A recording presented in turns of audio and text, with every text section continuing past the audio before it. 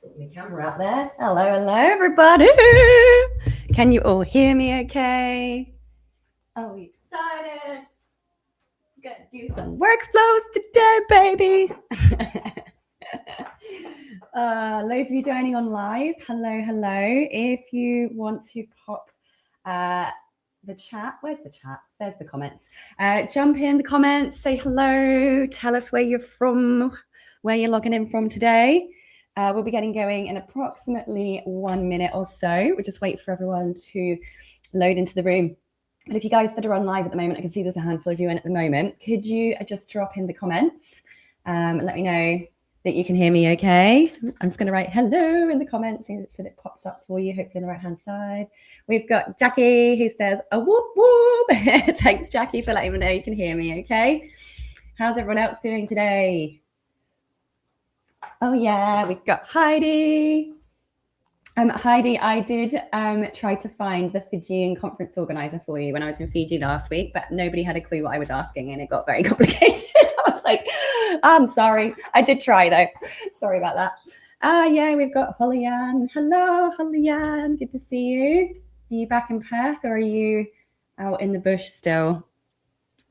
It is chilly in the Gold Coast today. It really is. I'm not used to this wintry weather. Winter's on its way. All right. Well, we've had the 1 minute of fluff while we wait for everyone to get in. I'm sure others will come along and join us. This call is being recorded. I have a deck of slides for you. The deck of slides and this recording will be in the portal pretty much immediately after we have finished being live today. So please don't panic. We are going to be doing some complicated tech demos today. Some of them will just be refreshing reminders for you. Some of you are going to be like, oh my gosh, I've done that. Give yourself a little pat on the back if you've done some of the things that we covered today.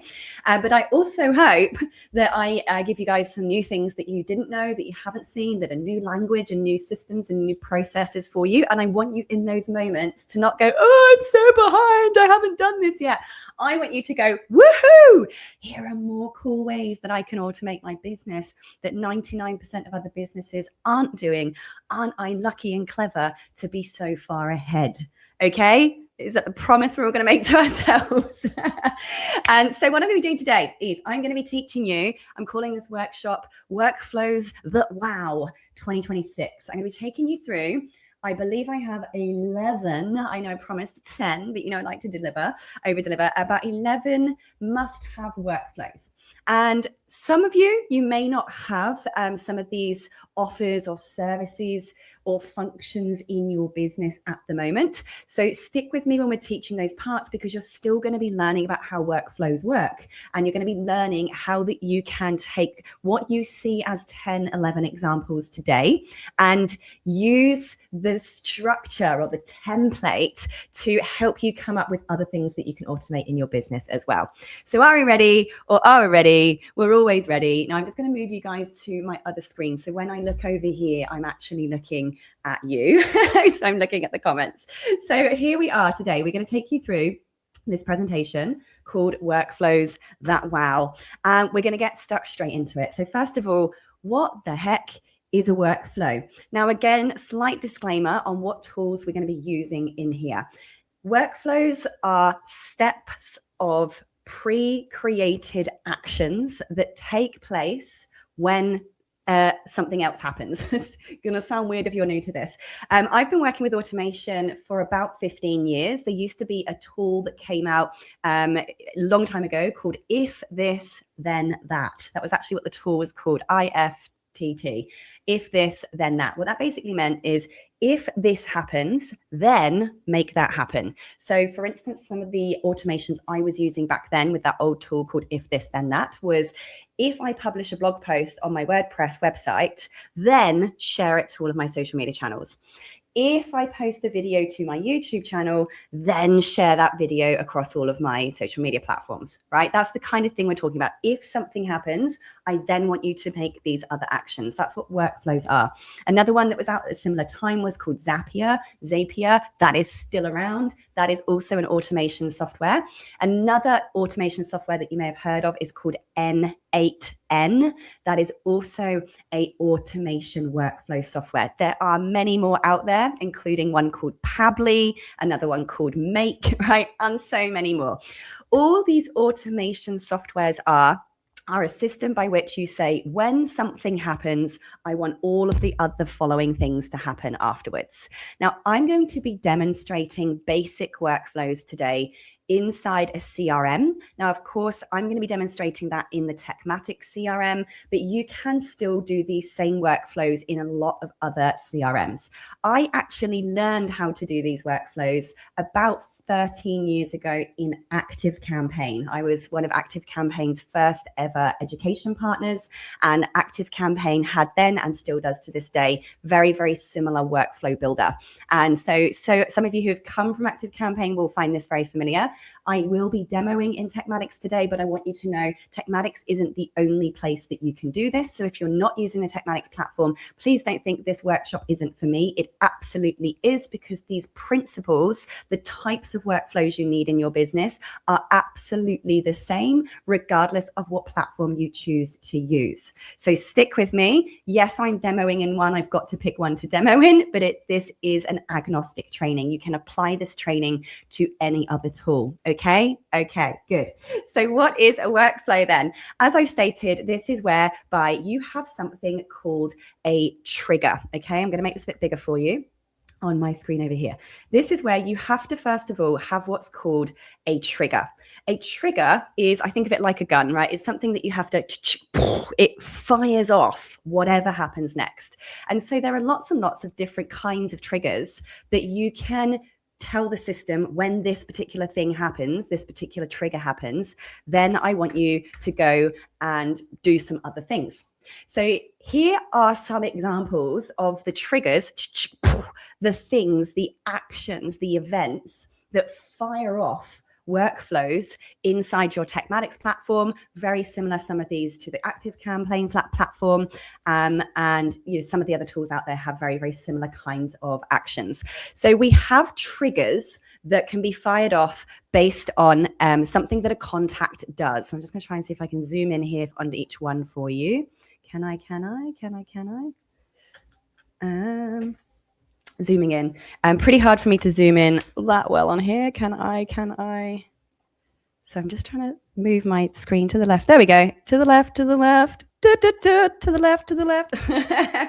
You will see up here, we've got triggers that are triggered. A workflow can be triggered based on the contact information. So you see here when my mouse is hovering, contact information. So if you're collecting people's birthday dates, for instance, you can actually have a workflow automatically fire off when the system acknowledges it's someone's birthday. So if you are filling in or handing out forms, like a form to your contact list saying, when's your birthday? I might send you a treat.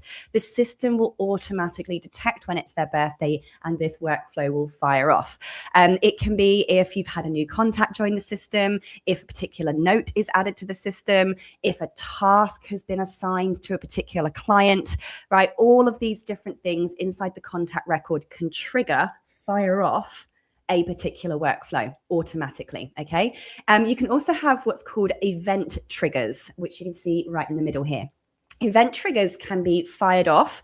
When you see the word webhook, this kind of means like an API connection. You can kind of connect any external software to TekMatix, to workflows via what's called a webhook. It's like a little API key, a little URL that you stick into the workflow trigger. And that again can detect if somebody took action in another tool or another platform or another software, and send that information through to the workflow and fire off a workflow inside TekMatix, right? You can get very, very techy with this. I know for some of you this might feel like a lot, but I'm just wanting to give you a really advanced overview of understanding all of the different ways that you can trigger, fire off some kind of workflow, because this might start giving you ideas about the level of automation you might be able to create in your business that's above and beyond the 10, 11 workflow examples that I'm going to give today. Other events are like email events. When you click on each of these, by the way, there's loads more drop downs. Under email events, for instance, it can be that if somebody replies to you, if somebody sends you an email that contains certain information or certain words, that can trigger off another workflow. If they submit forms, if they submit a survey, if they click on particular links or particular URLs in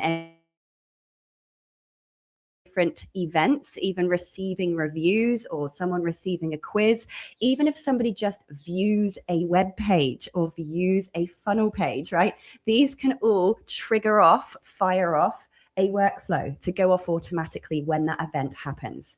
The other kinds of triggers you can have is in the courses set of triggers. This is when somebody starts a course, you could then send them an email automatic saying, congratulations, I've seen you've just started the XYZ course you've bought, keep going. You can trigger off when specific lessons have been started. You can trigger off workflows if a new member joins a course or if somebody leaves a course and their access is cancelled, right? There's lots and lots of different things that you can trigger under the courses that will make a workflow go off. If I go over to the right-hand side of your screen a little bit more now, we also have what's called appointment triggers.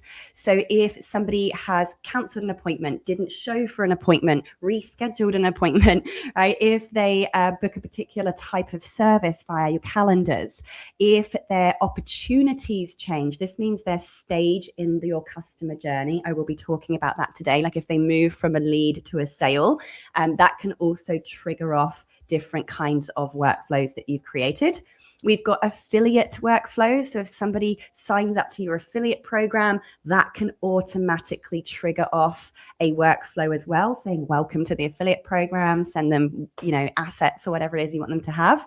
We have triggers for communities. If somebody joins a community, leaves a community, puts a message in a community, if somebody's issued a certificate for any training that they've done. So you can see over here, lots more, including e-commerce, including payments received, invoices sent or invoices paid. If somebody has signed a contract, accepted an estimate or a quote, if somebody asks for a refund or is refunded, if somebody uses a coupon code, all of these different things are called triggers.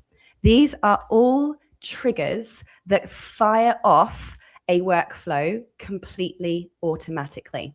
So can you see already, and by the way, as again, each of these have loads and loads of then sub actions underneath them, how now you could go through your business, look at everything you do manually, look at all the admin that you do manually and ask yourself, what do we do when a task is added to a client's record? What do we do when a task is marked as complete? What do we do if somebody declines an appointment or cancels an appointment? Like, how can I now use workflows from these triggers to automate some of this work and some of this process? So that's the first thing I want to share with you, right? As I went to this first slide on the deck here, when we go to create a workflow, we first need to select what is the trigger, what fires off this workflow. So we've done some triggers, but what happens next is we need to work out what actions will happen in that sequence of events. The trigger is now sorted. So let's say the trigger is somebody's bought a course. The trigger is somebody has opted into a lead magnet. These can be triggers. What happens next are called actions. Okay, actions. Now I do have a blog post. I'll share the link with you here. A blog post which actually takes you through all of the different kinds of actions that you can add to a workflow. All of the actions that can take place are all in here. So for those of you here live, I'm going to put this link in the live chat. For those of you watching the replay, this will be a link to this blog post that will be in there afterwards. And in this training today, I'm going to be going through some of the most important actions in these sort of 10, 11 example workflows that I'm going to be showing you. But basically, this is where we go. The trigger is somebody's purchased a course. The actions are now tag them, now move them to the right stage in my customer journey, add a note to their customer record, send them a confirmation email, wait for a week, send them another email to follow up with them, send them a request to give you a review, right? These are all the kinds of actions that we are talking about. And you're going to see some of these actions in action with me today. All right. I'm hoping that you're all still following me. I'm just going to check the chat, make sure there's nothing crazy going on. So Leanne says she's seeing where there's even more opportunity to have TekMatix support me. Leanne is asking, can I publish a blog in TekMatix and then have it auto post to social media? Yes, that is already possible. It's called RSS feed in your social media scheduler. If we've got time, I will show you that today because we're going to be talking about RSS feeds today. So yes, I will be able to show you that. Okay, lovely jubbly. Let's carry on. Seems like everyone's okay for the minute. Now, we're going to look at creating or showing you between 10 and 11 examples of workflows that most business owners would be using today so that you can get some ideas and get more familiar with these triggers and with these actions. But before we do that, we've got a little bit of admin to do. We first of all need to create what's called a master email template if you haven't done that yet. I know some of you have already done this, so just bear with us while I explain what this is in a second. The reason why is because one of the most common actions in a workflow is sending emails to clients, right? Sending emails to somebody if they've bought something, sending an email to somebody if they've opted into a lead magnet, sending an email to somebody if they've opted into a webinar, sending a onboarding form to a client if they've purchased one of your services, right? All of those emails, first of all, I strongly recommend need to be done in a nice branded template that's in your company branding, and very importantly, includes a unsubscribe link in that email so that you are compliant with the anti-spam law. Leanne said, are you able to share your full presentation screen? The reason I can't is because I'm going to be switching to demo in just a second. But please remember, guys, you have these slides. You will be getting a copy of these slides. So you can go back and watch this later and make it as big as you want. So what I'm going to do right now is I'm going to show you how you create this master email template. You only need to create it once and then you have it forever. So I would recommend you just watch this for now. Don't try and follow along. This is being recorded. I would like you to watch and then go and edit afterwards. Otherwise, you might miss some of the training. So what we're going to do is create our master email template. You're going to, whether you're using another platform, you're going to need to go into where your email templates live. So, regardless of what platform you're using, all of these email marketing systems have an area called emails, email campaigns, and templates. Template is where you build your main template, and I call it the master template. And then from there, you can go and edit it. So let's go into marketing and emails. Click on emails, top main menu. I'll make this bigger for you. And then you'll see in this little subsection here, you've got statistics, campaigns, and templates. Statistics is where obviously all of your sending information is and how well your emails are doing and which emails are making you the most money. Your campaigns is you actually sending emails out, the emails that you sent. Your templates is where you make a draft structure that you're going to use every single time for every single email that you create. Now, there is already a master template in the system for you. So if you click on templates in the search bar, type in master, and you may find some variations of master templates inside your account. Now, what I strongly recommend that you do is click on the 3 dots on the right-hand side of wherever you found something called master template and press clone, just because you don't want to mess up an original template that's already in there. So call this master email template. I do like to add a little asterisk star at the front of this because this means it's always going to kind of sit at the top of your templates. And also it's just, that this is the one you last edited and is the most up-to-date one. Click clone. And this is where all you want this template to do is to importantly have like a PS at the bottom of your emails. I'm going to show you actually an example of a finished one first. It looks like this. At the bottom of all of my emails, as many of you will have seen, is it has my signature, but importantly, it has this PS section at the bottom. Let me make this big for you so you can see. Okay, over here on this right-hand side, this is actually a screenshot of one of my emails. It says, hey, first name, are you still thinking about, and then whatever it is I do, creating a course, losing weight, running Facebook ads, like whatever is the thing that you help people achieve or do or overcome, right? Here are X ways that I can help you do that or get that result. And that's where you're going to list, you can join this coaching program, you can book a paid call with me, you can come into the office, you can pay for this service, whatever it is that are your ways that you help people really should sit in this PS section in the footer of your emails, because this is how you turn your emails into income generating systems. And because it's in the PS at the bottom, it doesn't feel like a big salesy sales pitch. It is just a PS. Are you still thinking about doing X? Here are the X ways I can help you. This is how having this footer here for over 10 years has made me so much money, because every single email I send now has these options for people to buy from me. So now that we're in this kind of master email template, yours might look completely blank. Yours might look a bit like something like this. I'm just going to show you how you edit this. Now, the first thing I recommend is deleting the image at the top. Why? Because the more pretty stuff you have in emails, the more likely it's going to be to hit the spam box or the promotions tab in your recipient's inbox. The recipient's inboxes have their own spam filters on them that is not in any way impacted by which sending provider you use, right? It's not TekMatix, it's not ActiveCampaign, it's not MailChimp. The recipient's inbox has their own spam filters. If you have lots of pretty images and lots of fancy, cute looking things in your email, it does damage your sending rate, your deliverability rate into the inbox. So my darling friends, my emails aren't boring, ugly text for no reason. They're boring, ugly text because it does increase the inbox delivery rate, all right?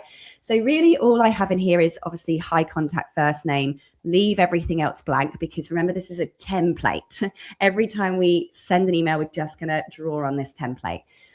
What we do want to do is add in this little box at the bottom. Here are my X things. PS, here are X things I can help you do. Now, if that doesn't exist, all you've got to do is over on this left-hand side, you see here there's this plus button on the top left-hand corner. You will see there's an element called text. I'm going to pretend that box isn't there just to show you how you do this. Drag and drop the text box over, and this is it. Are you still thinking about running Facebook ads? It's the first thing. See this, how to put in the first name?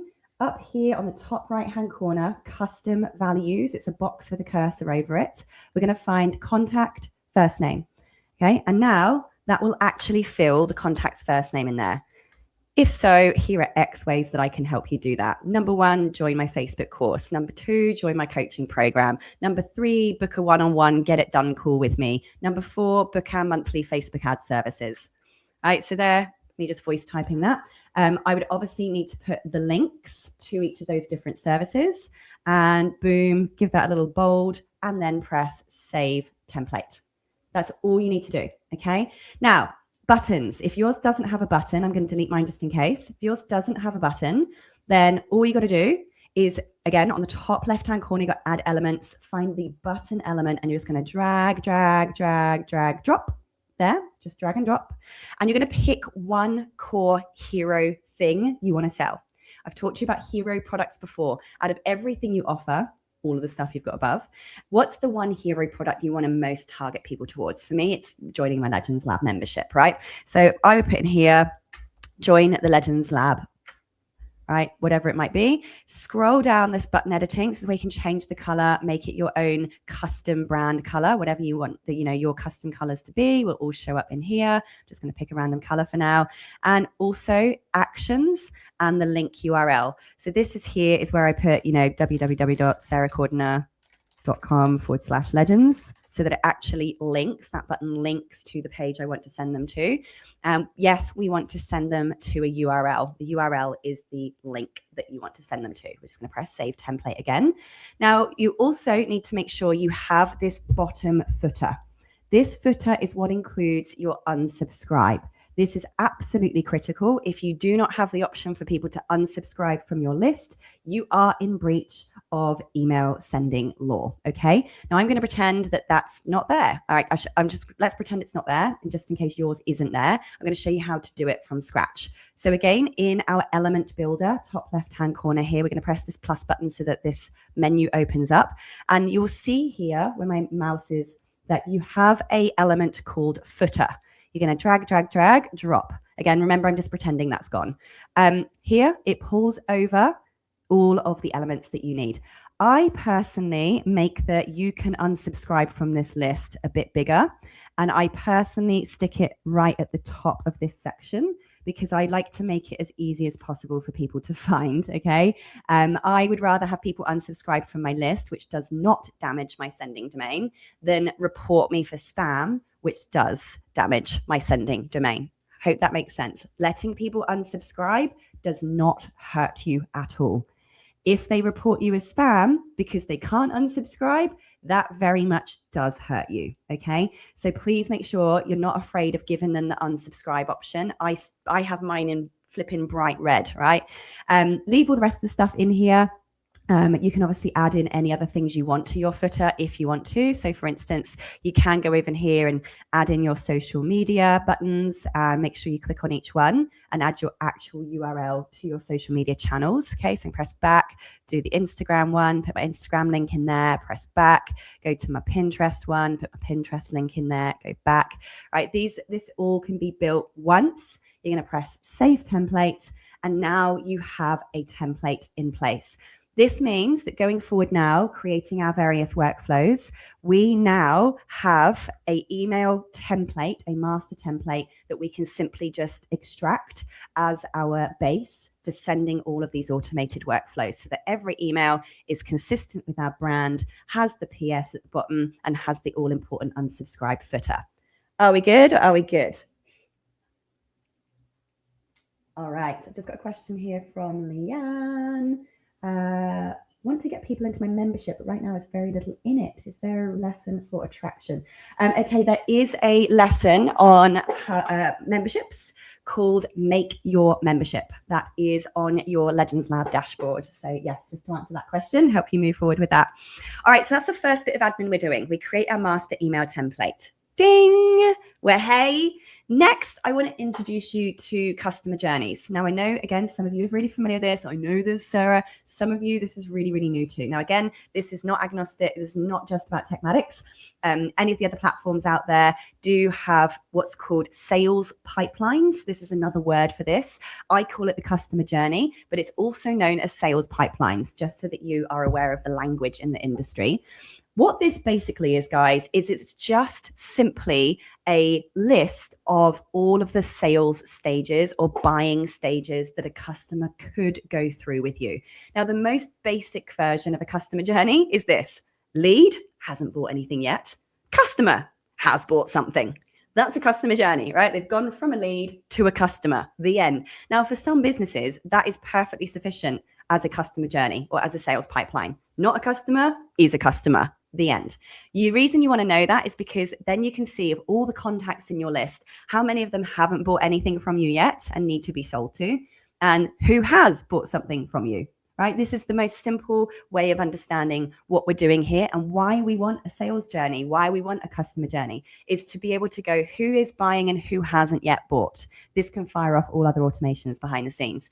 But you can also make it a list of everything that people could buy from you. If, like me, you have hundreds and hundreds of courses and offers, I do not have hundreds of steps in my customer journey. Okay, all I have is they're a lead, they haven't bought anything yet. They've bought something between $100 and $1,000. That's like just one of my stages. Bought something between $100 and $1,000. The next stage is in my membership, has booked to get it done day with me, or has cancelled their membership. So there is no right or wrong way for you to do a customer journey. What it is for you to kind of understand, if you want to look at this screen like you have here in your customer journey and see how many people are sat in your lead stage, how many people have only bought the cheap things from you, how many people have gone all the way and bought the expensive things from you, and how many people are in the stage of cancelled, no longer a client, whatever. This is a visual way of seeing not just the list of contacts, but exactly where they are in your business. That's why you might want one of these. Now, the reason why I'm introducing you to this now, PS, by the way, there is an entire playlist on our TekMatix YouTube channel on her customer journey and how to set it up. Okay, so if you go to TekMatix YouTube, TekMatix YouTube. I just want to show you how you find the playlists. So just type in TekMatix YouTube on Google. You'll find the TekMatix YouTube channel. Now, can you see my mouse is here? You've got home, you've got videos. Let me make this bigger. Home, videos, shorts, playlists. You want to click, I wish I could get rid of this stupid thing. There we go. There it is, brilliant. Playlists, right here. When you click on playlists, you will see that we've got all of the training in categories. So if you want to specifically know about the customer journey, there are all of the videos on how to use the customer journey, sales pipelines, and opportunities. If, like today, we're learning workflows, go into workflows and automations playlist, and you'll find all of the training videos on workflows and automations. Right? Not a lot of people realize this is here, no matter how much I say it. All of the training here is categorized.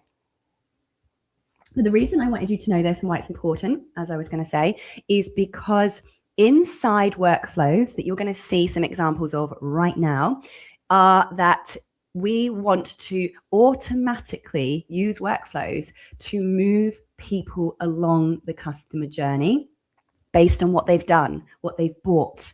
Right? If they've bought something, we don't want them to sit in the lead stage. We want them to automatically move to the right stage of your buying journey without you having to do it manually. So that every time you look at this dashboard, you know that you have an absolutely up-to-date and completely accurate depiction of where all of the buyers are at in your business.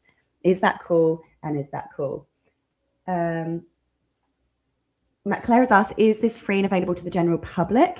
If you're talking about the YouTube channel, yes, our YouTube channel is completely public. It's fully public and all on the YouTube channel. Claire, when you say when this is free, what's this? Sorry, what's the question?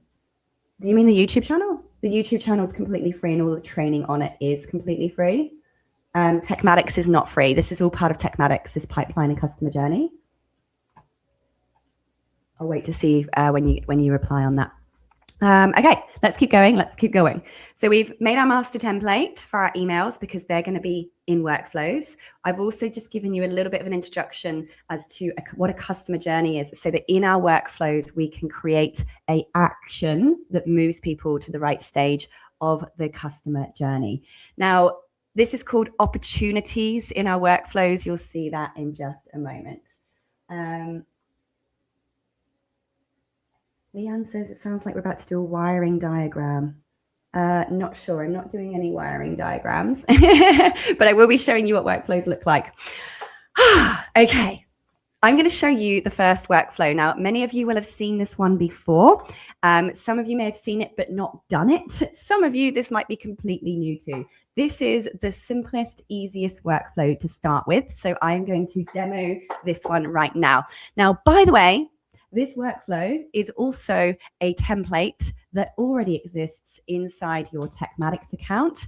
Now, if you cannot find this workflow in your TekMatix account because you're Legends Lab members, please send me an email after this training with exactly what workflow you can't find in your account, and Febby will make sure it is pumped into your account. But all of you as Legends Lab members should have all of these apart from one inside your account. Okay, so don't panic. Again, what I want you to do as part of today, not try and do this while I'm teaching you today. Please just watch and then come back to the recording to follow along and implement this afterwards. Okay, so this is called a 90-day sales activation email. Now, what this does is it basically just sends an email that you write once. It sends it out to your list on autopilot every 90 days. It's as simple as that.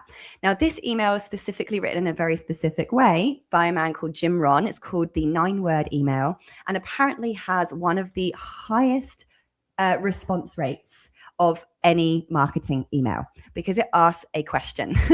And what we want is replies to our emails, because anyone who replies to our emails increase our sending domain reputation. So this is why this one's a really good one to start with. It's really quick and easy to do.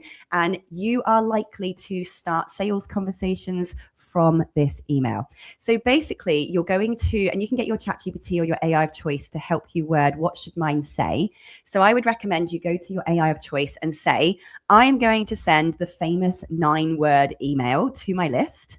And can you help me word that for me, or give me 10 different suggestions of a 9-word email that I could send, taking everything you know about me and my business. So this is just a way of helping you find out. So for instance, when I was teaching online courses and only teaching online courses, mine simply said, hey, first name, are you still thinking about creating an online course? If I was focusing on memberships, I'd be like, hi, first name, are you still thinking about creating a membership? So yours could be, hey, are you still thinking about losing weight? Are you still thinking about running those ads? Are you still thinking about making your family work better with the ADHD in your home? Whatever it might be, okay? Either way, you need a 9-word sentence that is, are you still thinking about whatever it is that you do? ? Because this encourages replies and responses. And of course, it's in your master template. So you've got your PS thing at the bottom. There is a template inside your account called the 90-day sales reactivation sequence. I'm going to open a demo of that right now. Please don't go looking for it right now. You can go back and look for this afterwards. I just want to make sure that you can access and know how to edit this afterwards. So what we're going to do now is we're going to go into our automated workflows. Workflows is where this all lives. There is a search bar on the right-hand side. Just type in 90 in that search bar, and you should see something like 90-day sales reactivation sequence. If yours isn't in there and you can't find it later, please email me, sarah@tekmatix.com, and one of the team will pump it to your account for you, okay? So what we're going to do, as always, make sure you make this a habit. Go to the little right-hand corner of your template, press the 3-dot ellipses, and press duplicate workflow. Because if you mess it up, you've still got the original. Oh, what did I just press over there? So again, you might like to put your star or your name on it so that you know that it's your one, and just press create, okay? Oh, something has completely frozen on my computer. Just gonna let that open for a second.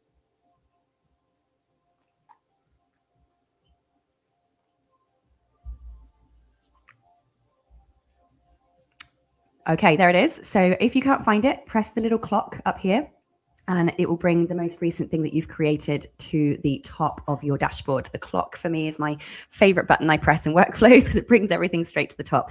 So here's what the whole workflow looks like. I'm just going to pull it really small. So it's very, very small, tiny workflow.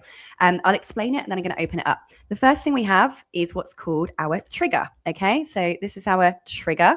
Our trigger is, in this case, that they are a contact in our system, or that they have the tag mailing list. So if you're starting this from scratch, I would recommend you add another trigger. So press add a trigger, and we're going to go down to the contact section, and we're going to make our trigger that we have a new contact created. So trigger contact created. We're going to press save trigger. What this means is that from this point onwards, anytime a brand new contact is added to your system, contact created, they will automatically be put into this sequence. So no matter when in the future someone joins your contact list, they will be added here. Now, I've got tag mailing list because I already had contacts in my system that I wanted to add to this workflow. So by saying anyone who is tagged with mailing list is also put in here, just want to make sure that they were included as well. So we want to really make this contact created. So anyone new from this point. Now, by the way, we can go into our contacts, press select all, and then add them all to this workflow. Anyone that already exists, we can go to contacts, select all, add to workflow, add to the 90-day sales reactivation sequence, okay? But contact created is your best one. I just had that old one in there because that's how I triggered a workflow in the past, but I'm just going to do contact created. Now we've got our trigger in place. Next, we want to just wait for 90 days, okay? Because if they're a new contact, they've probably been added to our welcome sequence. We don't want to email them right away. We're going to just wait for 90 days. So this is a simple wait step, wait for 90 days. Easy. Then we have the email that we want to send them. So I'm going to show you how to add your template or replace this with your own template. Click on the email, scroll down. Now, first of all, the from name here, you need to press this little tag, needs to be you. It needs to be your account name. Okay, so let me show you again. Tag your account name means the person who owns the account. That's who it's from. Okay. From email, it should say location.email. That is the email address. That's the proper sending domain that's been connected to your account. If you have nothing there, press the tag, and I want you to go to account email, and it will say location.email. All right. Subject line, up to you, but I would put it something like, are you still thinking about, and then make sure you actually fill that with creating your course or doing your thing or getting X result. Make sure you actually fill that subject line in. But what we're going to do is we are going to choose our email template. Here, there'll be some generic template hole in there. Click on the 3 dots, press edit design. Oops, no, I want to delete that design. Where is it? Remove. Sorry, I messed remove. Press the 3 dots, press remove. You don't want the template that's already in there. You want to add your master email template. So press select existing template, search for a template, master, and there's your master email template we've just created. Press tick.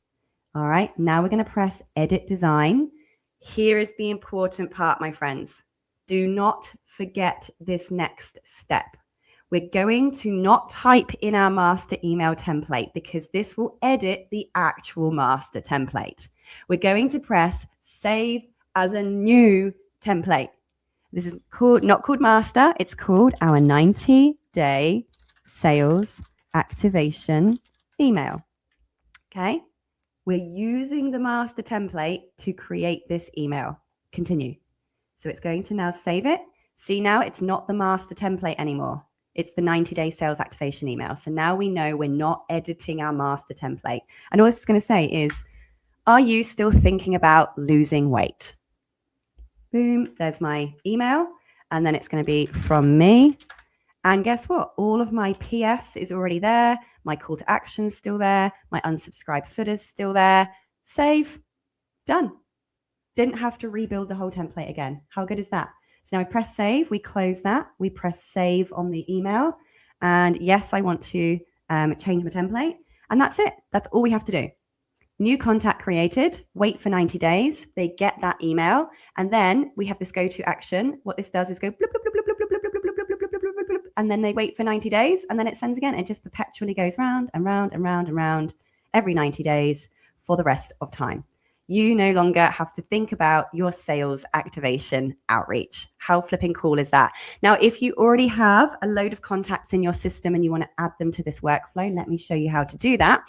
You're going to go into your contacts. By the way, this is a pretend account. All the contacts you see on here are not real, but press contacts and you're then going to click on the box that says select contacts, select all contacts, right? So they're all selected. So that was the all contacts and then all contacts. And then you have an option to trigger an automation. So click on trigger an automation. The action name is for you, adding to the 90-day sequence. That's just for you. What workflow? Yes, I want to send them to a workflow. Which one? I want to send them to my new 90-day. Oh, I didn't press publish. So I needed to have pressed publish on it. This is a pretend account. If I'd press publish, that would now be showing here and I'd select it and then we'd press add to automation. And that would add all of these people to that automation, which I'm not going to do because it's a pretend account and nothing of them are going to send. Okay. So I'm just going to see if there's any questions before I go to the next one. So Andrew's saying, could you use this for cold leads? I've got to be very careful how I use this one. The answer is, can it technically be used for cold leads? Absolutely. Do lots and lots of business owners use workflow automations for following up, touching back with, constantly being in touch with cold leads? Absolutely, they do. How you acquired those cold leads and whether you've added them to mass mailing is a very different legal matter. Okay, there are very strict anti-spam laws, privacy laws, adding people to mass mailing list laws. I am not a lawyer. I cannot provide legal advice. It is very important that you go and find out whether it's legal for you to add contacts to mass mailing lists. The other thing I just want to let you know about is that, yes, people do it. And people that I've seen do this, right, do it from a burn domain, not their real domain. The reason why is because if you're sending out to cold lists, the chances of you having a very high bounce rate and a high spam report rate are very high.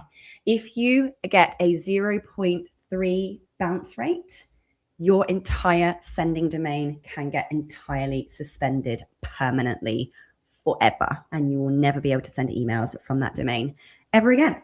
That's not a TekMatix thing. That's an international email law thing. And it is very much something that you cannot control or get back. So people that do use cold outreach as a marketing method, they will buy a burn domain that is really close to their business name. So for example, let's say I was going to do it from TekMatix. I would not send cold emails from tekmatix.com because obviously if I hit a certain spam rate, we'd never be able to send emails from tekmatix.com ever again. So what I would do if I was going to do this, right, is I would buy something like tekmatixsales.com. It's not the same domain. It's a completely separate domain. And that would enable me to send out cold emails from that domain. If that domain got burned, spammed, binned, suspended, right, it wouldn't impact my main business sending domain. Can you see where I'm going with that? So all I'm saying is be careful, know the law. You are responsible for emails that you send. And you cannot add people to mass mailing lists. That's all I'm going to say on that one, okay?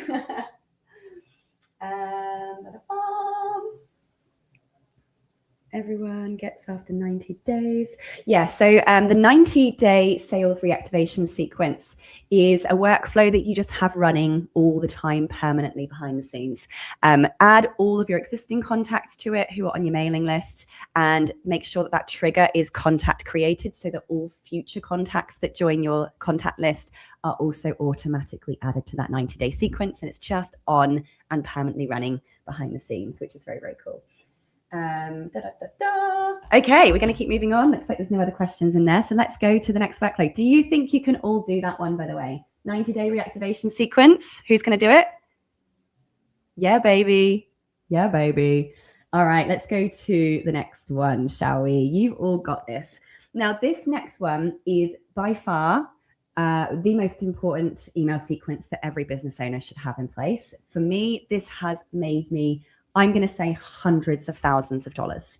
This is something I set up probably about 11 or 12 years ago when I was using ActiveCampaign, when these workflows became a thing. And it definitely has made me a lot of money. Now, all a welcome or nurture sequence is a set of pre-written emails that is triggered by any new contact who joins your list. When somebody joins your contact list for any reason whatsoever, regardless of what lead magnet they've opted into or how they've come into your system, you want a welcome sequence that is triggered by any new contact coming into your system. So guess what the trigger is going to be? New contact created, right? And all it's going to be is a series of emails that just send out at a frequency of your choice. So an example of this, I will be showing you this, and I am going to be showing you how to edit the template that you already have. All the trigger is going to be for you is going to be contact created. And you want to give them a little tag. You want to tag the mailing list, but then you're going to send them an email. Wait for X number of days, send them another email. Wait for X number of days, send them another email.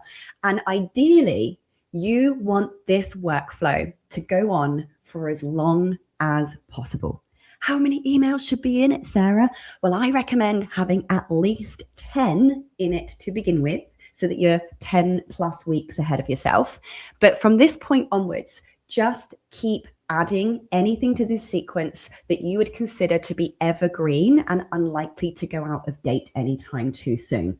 So as an example, these emails ideally should be very helpful. They should really clearly show what it is that you teach, what it is that you do, what it is that you talk about, what it is that you sell, what you're an expert in. Of course, with your PS in your footer, okay? That's always going to be there, because this is how this automation, sending out helpful stuff, showing people what you're amazing at, and PS, here's how I can help you do this, is precisely how you're putting sales on autopilot. Now, for me, I started off with 10 emails in mind. What I did from that point onwards, 14, 13 years ago, is I started then to create a system whereby every time I created a video or a blog or a new piece of content that I knew wouldn't be out of date by next week, it's a lot harder now in the tech world, I would simply add that piece of content into another email. Wait for another week, add a new email. Wait for another week, add another new email. Here's fun fact with Sarah. If you join my email list today, my welcome sequence is so long that you will still be receiving my emails in 6 years' time. So if I carked it tomorrow, you're still going to be getting emails from me in another 6 years. And I'll still be making money for another 6 years that will go on, hopefully, to look after my kids, right? So this is why it's so important to have this. Most people spend all this time generating a lead, running ads, being active on social media, doing all these hard things to get a client into their system. And then they just go and collect dust in there and do nothing with them. This welcome sequence is exactly when they're at their hottest, is exactly what continues to nurture them, be in touch with them, and offer the sale, offer the sale, offer the sale. This is what business is about, my friends. So I'm going to show you where the template is. Again, please just try and watch and play with it later. You all have inside your automated workflows a number of variations of welcome sequences. I'm just going to open one of them up and go in here, type in welcome. Again, if there's anything that you don't have in your system, please just explicitly let us know what the workflow is you don't have. Don't just say the workflow, because we're going to have to go, which one? All right, so just type in welcome in this workflow search bar, and you should have something like a workflow welcome email sequence template. Again, I strongly recommend that you scroll over to the right-hand side, press the 3 dot ellipses and click duplicate workflow, because you obviously want to have the original there just in case you mess it up or you want to use it for something else in the future. So I like to put a little asterisk so I know that it's mine one. I'd even put my name in here so that I know that it's my one. I don't confuse it with any of the other templates that are inside the system. All right, boom. There it is at the top, the one that I've just created. Let's now open it up and show you what you see in a generic welcome sequence. Now, while that's loading, I also want to gift you a prompt to create yours. So I'm going to give you guys who are live here at the moment the link to this Google Sheet. You will have a copy of the slides in the portal, and the slide deck is clickable. Okay, so if you are watching the recording or you come back to this later, please note that the slide deck is clickable. When you click on this template page, it will open the Google Sheet. But for now, those of you on the live stream, I've just put this Google link into the chat for you. You will need to press File, make a copy, make your own copy. But this is simply a prompt that you're going to put into your AI of choice. If your AI knows you really, really well, you won't even need to fill in these yellow parts. I would just put something like fill in the gaps yourself with everything you know about me, like something like that. I would put, because my AIs know me really, really well now. So you probably don't even need to fill those bits in, but you're just going to put this prompt into ChatGPT or Claude or whatever you're using, right? And it will help you create your first 10 emails that can go in your welcome sequence. Okay. Is that cool? Is that cool?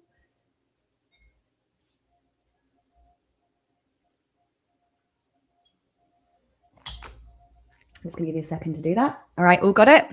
Very, very good. Very good. All right, so now we've got AI has created for us our 10 emails. All we got to do now is go into our welcome sequence. Oh, well, that's zoomed out interestingly, isn't it? I'm just going to press the zoom button down here. Here we go. Going to go all the way to the top. I'm going to just show you what we have here. So your trigger should be new contact. Okay, so if it's not here, if you don't have that same trigger in yours, let's press add a new trigger and contact created. See in the contact section here, contact created. It's there. That will just mean that when a new contact is added to your system, boom, they will enter this workflow. You really want it to be that, because then it doesn't matter how they became a contact or where they came from or what lead magnet or what got them in the door. The system will still pick them up if they're a new contact, regardless of how they came into the system. Okay, that's why we choose that trigger. So let's walk through some of these little things that we have in here. And I'm also going to give you a couple of other options to add into your welcome sequence. So again, please watch and do this later, because I'm going to give you some extra actions that are not in the templates. First one that I want to just acknowledge and make sure that you always check you have as a default is the tag called mailing list. Every time somebody joins your list, opts into something, buys something, every workflow that exists, you must have add tag mailing list, because you can have thousands and thousands and millions of contacts in your system, but not all of those may want to be on your mailing list, right? So for me, just having mailing list and adding them to my mailing list when they've come into my system, they can unsubscribe later, right? And when they unsubscribe, they are removed from your mailing list smart list. But you just want to make sure that you've got the mailing list tag on there, so that later on when you start doing your mass mails, anyone with that tag will receive your mass mails. That's how you choose who is this email being sent to. I want to send an email to everyone with the tag mailing list when you're doing big campaigns later on. So I always make sure that every workflow includes add a tag called mailing list. All right, very important. The other thing you'll see here now is where this customer journey thing comes in. Okay, inside TekMatix workflows, the customer journey action is called opportunities, because it's a sales pipeline. It's a very salesy word to call people opportunities rather than customer journey stages. Okay. So when you scroll down here, all you're going to need to do is go and find your customer journey.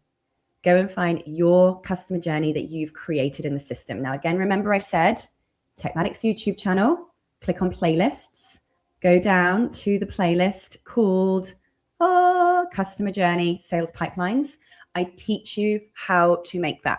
Okay, there is a tutorial video for free on that TekMatix YouTube channel that shows you exactly how to create your customer journey. Okay, I'm not going to do that in today's call.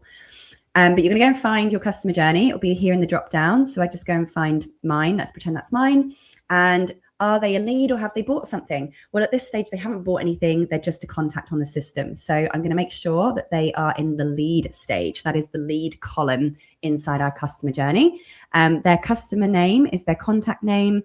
Opportunity source means where did they come from? Like what URL, what referral, how did they come into your system? The opportunity value means what is that customer worth to you? If they were going to buy your hero product, roughly what do you think you would make from them? So for me, for instance, I've got my Legends Lab membership. That's about $1,500 per year. That's my goal, is to get somebody into the Legends Lab. So for me, every customer, every person is worth $1,500. I know it's just an estimate, but the whole point of it is that when we go to our customer journey, and I'll just take you back to what that roughly looks like. Let me show you this here. In our customer journey, and I know this is very, very small screen for you to see, in our lead stage, it will say how much money is sat in that lead stage. And I know that you can't quite see this, but in my example here, there's $5.5 million worth of leads sat in this column. They're people that are contacts, but they haven't bought anything because everyone's worth $1,500. I've got $5 million worth of leads sat there, okay? There is X number of dollars worth of people in the purchase this particular product column. The system knows the value, the total value, because of this opportunity value step. So just make sure in the opportunity value, you've just put roughly what a customer is worth to you per head. And at the moment, their sales status is open. We haven't won the sale yet. So it's not a won sale. It's an open sale. It's still open to be sold. So I'm going to press save. And what this does now is when that new contact joins your system, they're now going to be automatically added to your lead column in your customer journey. How cool is that? You've automated your customer journey positioning already. We're going to make sure the mailing list tag is there, obviously. Now, some other things that you can do is to add a customer record note. So I'm going to press add an action step right here. Add. And I'm going to type in the word note. And you'll see here under the contact, I have the option to add a note. Now, this is up to you what you put. I might just put, this contact has just joined my mailing list as a new contact in the system and has now been added to the welcome email sequence. So it's just like a little note that shows up in their contact record. I'll show you where to find that, first of all. If we go into contacts, I don't think I have any in here because this is another demo account. Give me a second. Okay, oh cool, I'm in here myself. So let's now go into contacts over here. I'm going to click on Sarah Cordner, and over here you can see in this client's contact record we have customer notes over here. So it will just show as a note on this contact record. If I was to add one here, notes. Today, Sarah requested pricing for the special Facebook ad service. Okay, you can even choose the colors if you want to. It's very cute. So there we go. Press save. And these kind of customer record notes show up here. It will show the date and the time that the note was made. And you can even show, like, it shows who left the note and all that kind of stuff. Over here, by the way, this is where you can see any tasks that have been assigned to that particular client. We can add tasks and workflows too. I'm going to be showing you that in just a moment. But as you can see now, by adding a note inside a workflow, this is how those notes get automatically added to the customer record. And I just find it really handy when I'm talking to a client, I want to call with a client, or if a client complained about anything, I've got all of the notes on their record there. If this was a purchased sequence, that note would say Sarah has just purchased the XYZ product or service. So again, it's just a nice way of automating your notes and record keeping too. We're going to wait for a couple of minutes, and then we're going to send them this first welcome email. So remember, we've got the system to actually go and write our 10 emails for us. Not the system, sorry, our AI has written our first 10 emails for us. So what we're going to do is we're going to click on the first email. The action name is only your admin for you, so don't worry about what that's called. The from name is going to be account name, you. The from email needs to be location.email, and the subject, put whatever you want the subject to be. Now, remember, we've got to go and find our template, yeah? So over here, where it says what actual email are you sending, click on the three dots, press remove anything that might be sat there as a placeholder. You're then going to select an existing template. You're going to find your master email template, tick. You're going to press edit the master email template. Remember the important thing, we're not going to actually write in our master, are we? No, we're going to just use this as our template. So press save as a new template. And I would call this welcome sequence email 1. Right, this, you make sure you name everything properly. Welcome sequence email 1. And I might even put the name of the tip in here as well, okay? Tip, just so it's really easy for me to know exactly what emails what. Keep your admin clean. The future you will thank you. So here then, I'll just type in my tip. This is my amazing tip of the day. Here's how to do X, Y, Z. Here are the 3 stages of doing that thing. And if you follow these instructions, it's going to be incredible. All right, I hope that helps. Whatever you want your email to say, you're just going to pop in, copy and paste that email that your AI has written for you. And then, of course, because we've used our template, we've got our PS, here are the X ways I can help you. We've got our call to action. We've got our footer with our unsubscribe. Press save. Brilliant. Close out of it. Now press save in this email builder. Yes, I confirm that I'm changing my template. And voila, now you have your new email in here as well. Okay, so I'm going to just unsave changes, confirm. Now it says wait for 7 days. Do you have to wait for 7 days? No. The length of time that you wait between sending emails is completely up to you. You know how often you want to be in touch with your audience. You have to make this decision. There is no rule out there. There is no law out there about how often you can send emails. As long as you're sending emails legally, how often you send them is entirely up to you. I went through a period of sending emails every day. I send mine weekly, once a week. You might choose once every other week. The important thing to this is you get to decide. So if once every 7 days is too much for you, in the wait step, you can change this to days, weeks, minutes, hours. You can change the number of times that you want that to be. Okay, so you choose the frequency. Wait for X number of days or X number of weeks and send the next email. Process is exactly the same. So again, you're just going to go in, make sure you check the subject, press the 3 dots, choose your master template and press save. Making sure that you are editing a new version of the master template rather than replacing your master template. And that's it, just goes on. You copy and paste that whole process 10 times.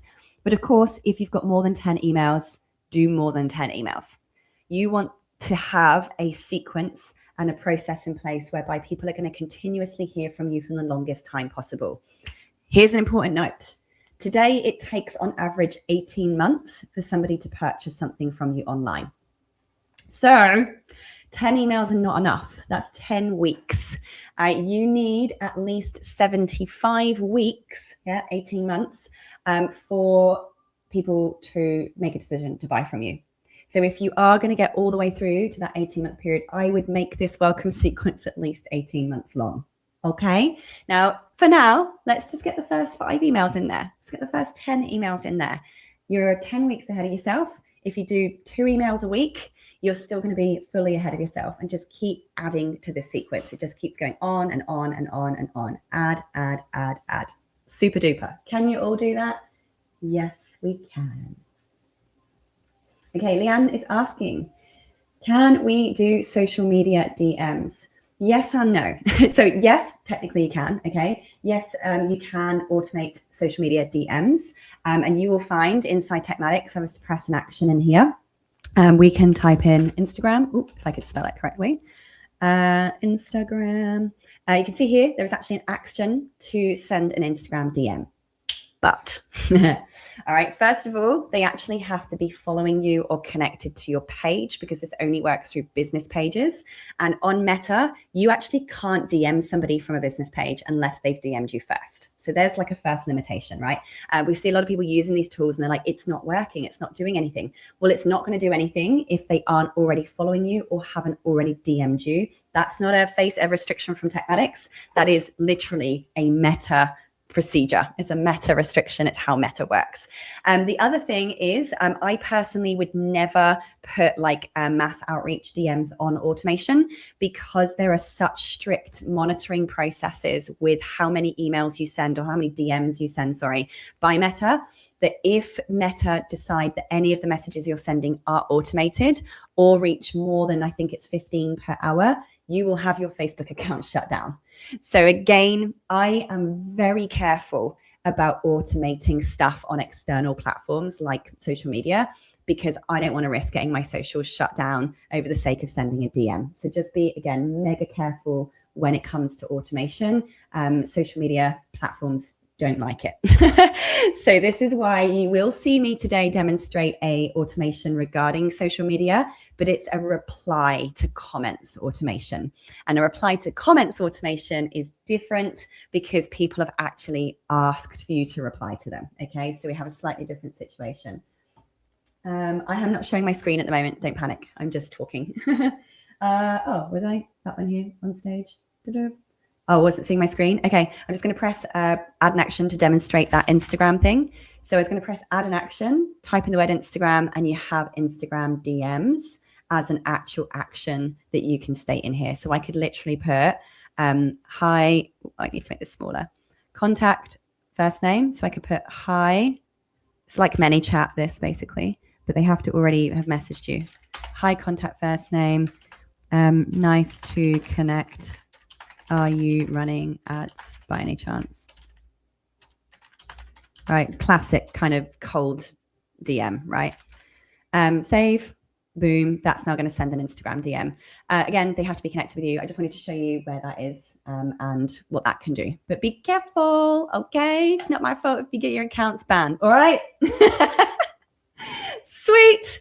So summary, we have looked at creating a master template. We've understood customer journeys a bit. We've created a 90-day repeating sales activation email that will just be set up once and it goes on forever, and every new contact is added to that going forward. Then we've created an automated welcome email sequence, which will keep our audience nurtured and keep selling for us on autopilot. Let's do the next one, baby. The next one is a lead magnet workflow. You must have a workflow for every lead magnet you create if you want it to actually do anything for you. You also need to have a workflow for everything that you sell, because as you will start to see here, When you are collecting contact information from a thing that's free, from a service, from an inquiry, from something that you sell, you need that action to be the trigger. And then you want this to do the admin behind the scenes of tagging, of moving to the right stage in your customer journey, of adding customer notes, of sending the email to fulfill the thing or the service, to add tasks to their client record, and so much more. So we're going to do one now very quickly. I'm going to just very briefly show you this, called a lead magnet workflow. Again, your slides, your guides, you've got a copy of the slide deck, and there is a template inside your system that you can follow. But the lead magnet workflow, its job is to automatically deliver the lead magnet, right? So the first thing you need when you are creating a lead magnet workflow is the opt-in form in the first place. People can't join the lead magnet or request to get it without putting their name and email address into a form. To do that, you simply go to Forms, create a new form. I have showed you that before. Again, there are tutorials on the full lead magnet creation process in your dashboard called Lead Magnet Launcher. And also on the TekMatix YouTube channel, there is also a whole entire playlist here on forms somewhere, okay? So that will show you how to set that up. But you need the form in the first place so that it has first name, email address. That's all you need on a lead magnet free opt-in form. The next thing you need to do is get your lead magnet. So if it's like an e-guide, a book, video, whatever it might be, and upload it into your media library. I will show you where that is in your TekMatix account. It's right here, media storage, okay? The reason why we are uploading into the media storage, this is a bit like a Google Drive, is it simply acts as a folder where once it's uploaded, you can press the 3 dots and get link. This now becomes a shareable link that is stored inside the system, and the system can track if somebody views that link. So this is why we want to upload it inside our media storage, not necessarily inside a Google Drive. But yes, you can still upload a Google Drive link, whatever. The whole point of this is that we need to have a link to give to the person in their fulfillment email so that they can click the link and open up their lead magnet. So by uploading it to the media library, we now have a link to give to the customer in the fulfillment email. So then we're going to go and create the actual lead magnet workflow, which I'm going to show you now. The lead magnet workflow is going to have its trigger. The trigger is that form was submitted, the opt-in form was submitted. We want to give them a tag mailing list, obviously, because they've opted in. And we also want to send, most importantly, the delivery email. And the delivery email will include that link for the media item, the lead magnet item. Does that make sense? Let me show you now how we go and edit this one behind the scenes. So you should have some kind of template in your dashboard. Inside your automated workflows, click on the search bar, type in the word lead, and you should find a lead magnet. Actually, I'm going to type in the word lead magnet, might be easier. Have we got a lead magnet in here? Oh, lead magnet welcome series.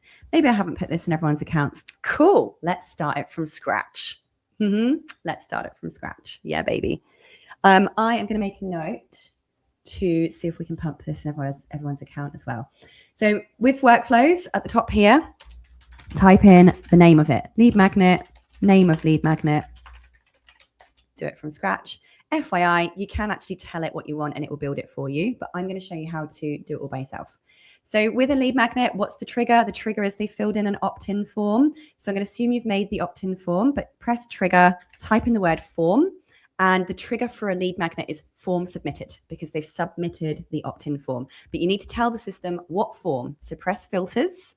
The form is drop down, and then you need to go and find your lead magnet form. Now this is a pretend account, so I'm just going to find something random in here. Free lead magnet. Cool. I've got a free lead magnet form in here. So the form is, and then you need to go and find the specific form that you made so that people can opt into that specific lead magnet. Save trigger. Cool, you've got a trigger. Next thing we want to do is add a mailing list tag. So press add an action, type in the word tag, add a contact tag, and the tag is going to be mailing list. Go and find your mailing list tag. Action name is just for you. It just shows in the workflow itself. It's just literally a label for you inside the workflow only. So add a tag mailing list. Now I like to add a second tag as to what the actual lead magnet was they opted into. So I'm going to press add a contact tag, and I'm going to put opted into the free memberships lead magnet, whatever it was that I was creating. Ooh, lead magnet. Now this is a new tag, so we press add a new tag, and there it is. Okay, and press save. I also want to add a contact note. So let's press add a plus button, go to notes, add note, and I'm going to put the tag for custom values, the contact full name, has just opted into my free memberships lead magnet. Oh, that didn't work, did it? Has just opted into my free memberships lead magnet. Okay, save. Nice. We've got a contact note that's now been added. I also want to move them to the lead stage of my customer journey. So let's press add an action. And remember, lead stage is called opportunities inside TekMatix. So just type in op and you'll find this create or update opportunity. I'm going to go and find my particular pipeline. Let's pretend that's my real customer journey pipeline. And they're going to be put into the lead stage. Their opportunity name is the contact's full name. The opportunity source is where did they come from? What link did they come from? I'll show you how to find this. Click on the tag, go all the way down to attribution. Attribution means how did we acquire this person? I want to know where they first came from and what was the first URL they came from. That's what I like to put in. How much are they worth to you? Well, for me, a person's worth $1,500 and the sale is still open because this is just a lead magnet. They didn't buy anything. Save.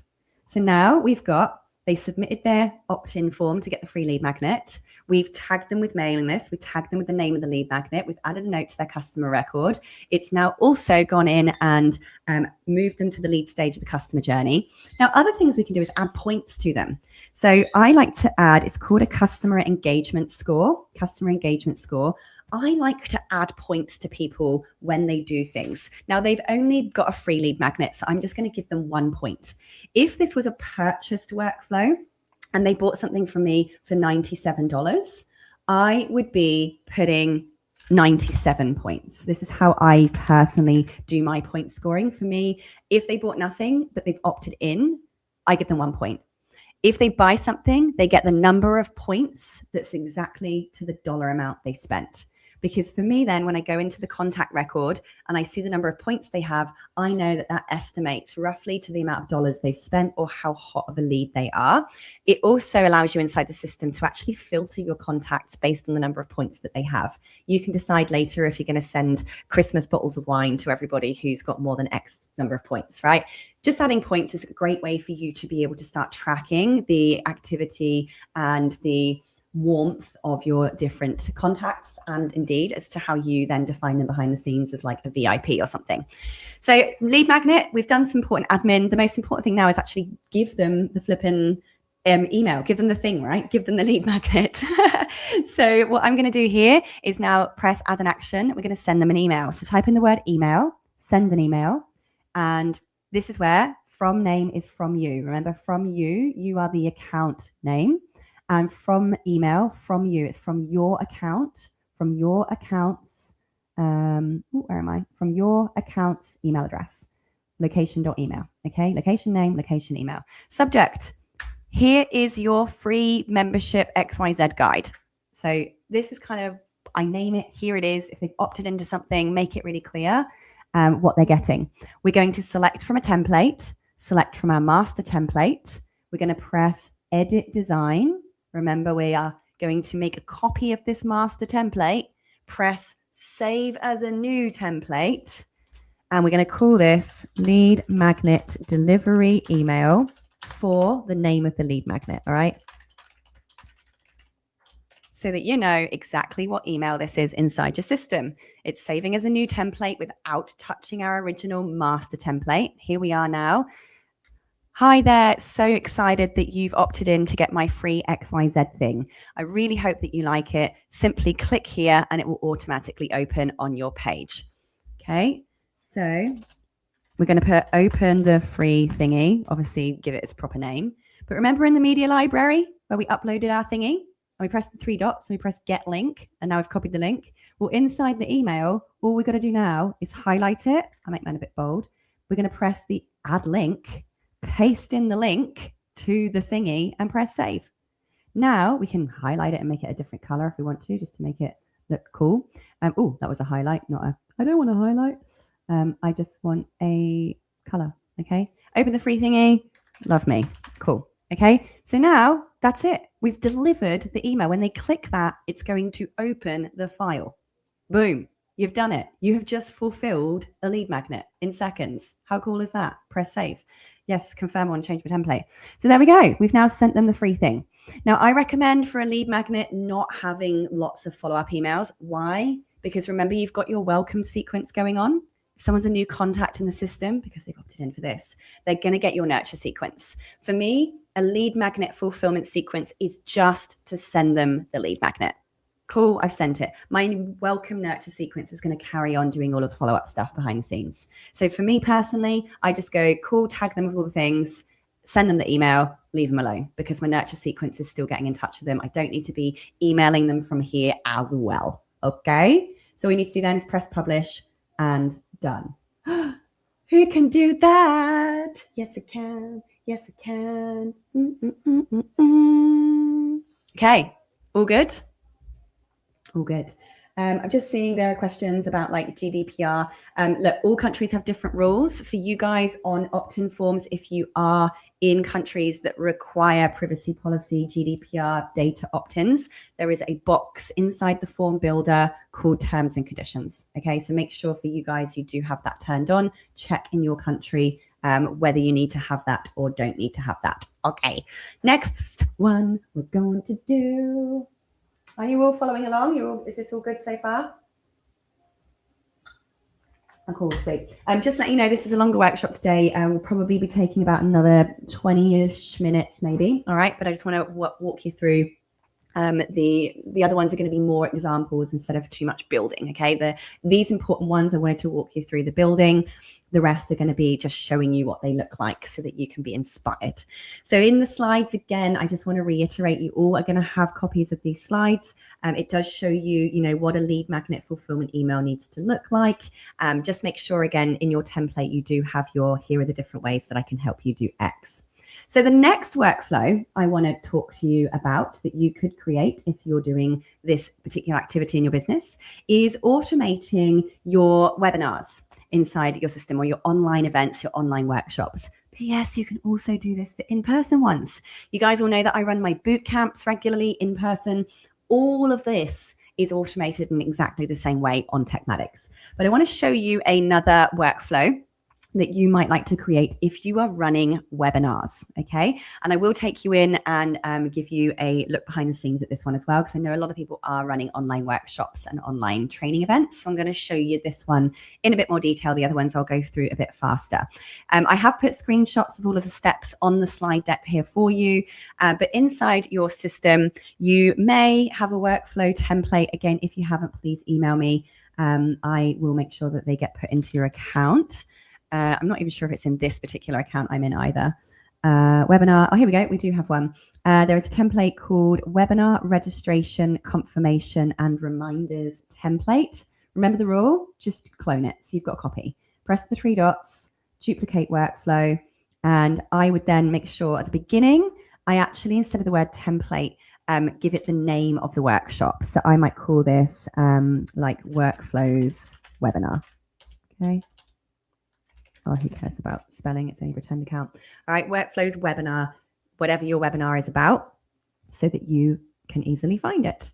Okay, I'm going to just close my search bar, press the little recent clock button, and there is the one that we've just made. So if you can't find it, clear your search, press the clock, and your workflow will come to the top.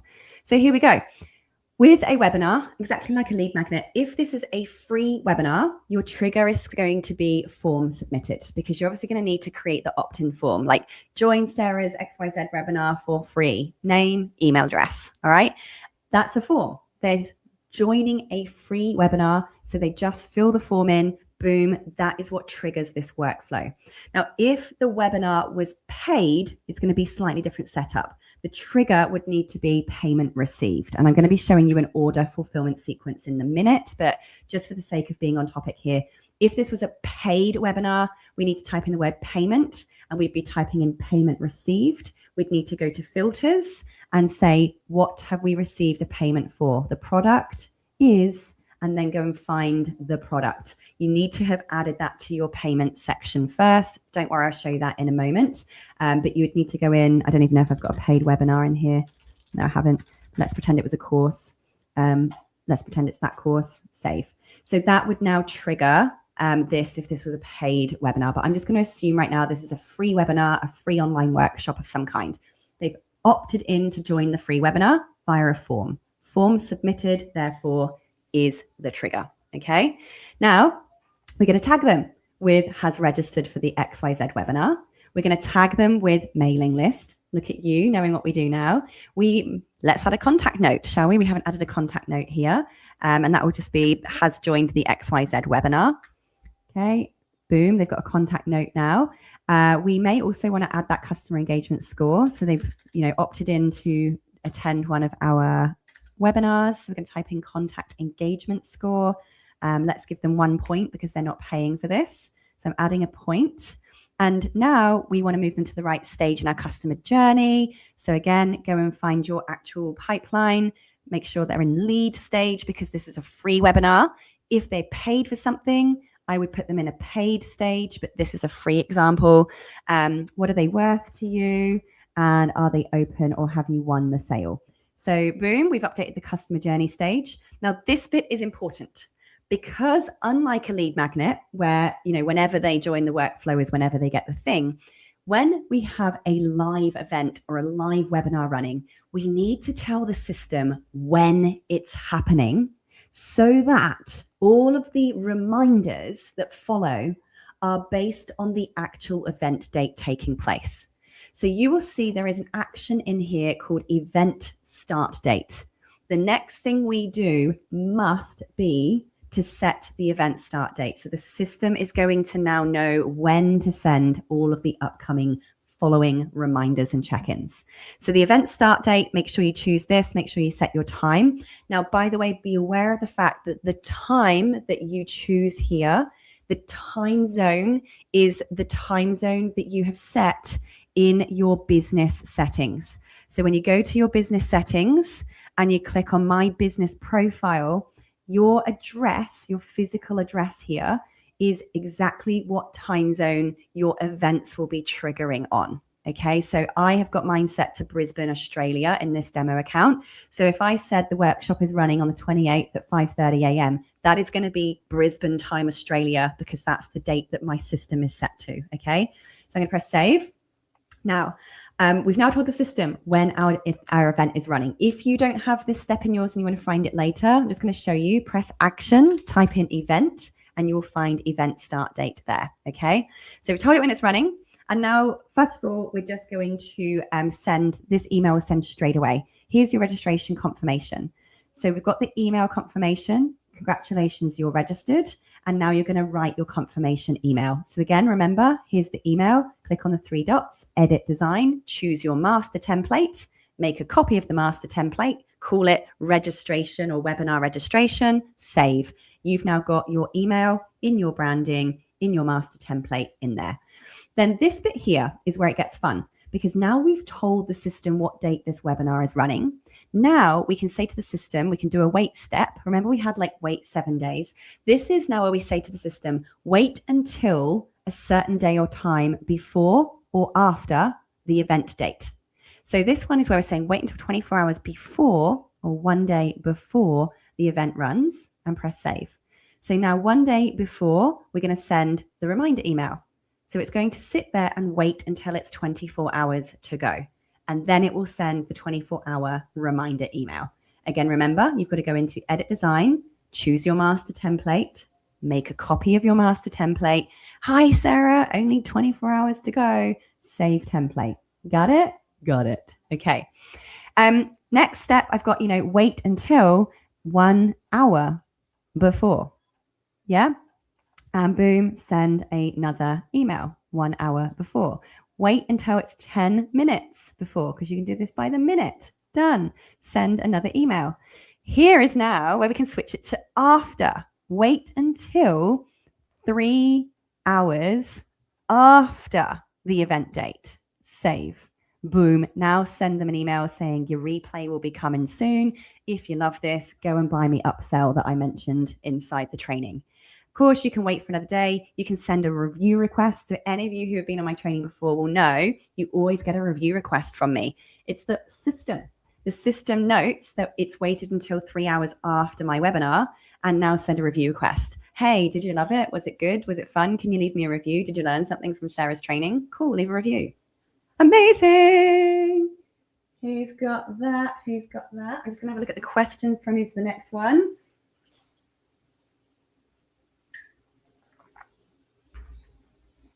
Okay, Leanne is saying, what I'm hearing is that we send the lead magnet and then they go into your nurture sequence. What if they're already in the nurture sequence? Okay, so if they are already in your nurture sequence, they don't get re-added if inside your settings, you have this thing called allow re-entry. If you only want people to go into a workflow once and once only, i.e. your welcome sequence, you don't want to keep adding people to that. You need to make sure, sorry, let me turn my screen on, my apologies. Let me just show you where we were. Inside your workflows, where it says settings, you have this thing called allow re-entry. Now mine's off, which means they can never go back through this workflow again. They can only go through it once. So with my welcome sequence, I have the allow re-entry turned off if I don't want them to go through it every time they join one of my lead magnets. Okay, that's how you control that. Thank you for the question there, Leanne. Just looking at the other questions. Leanne of Jackie said, what about the little automated messages when someone signs up to your calendar? Do all those have to be set up too? Awesome. Thank you for asking about calendars. Calendars no longer need you to create workflows because the automated reminders are sent directly from the calendar itself. So I'm just going to take you in and see if I've got any demos in here I can show you. Demo screen, go to your calendars, go to calendar settings. When you go to create a calendar appointment, this is where you will go in and turn on the reminders for that appointment that people have booked. You do not need to do it in automated workflows anymore. You did used to have to, which was a pain in the butt. Now it's all part of the calendar setup system. So for some reason, this is taking a minute to load, which is good because I can have a sip of water.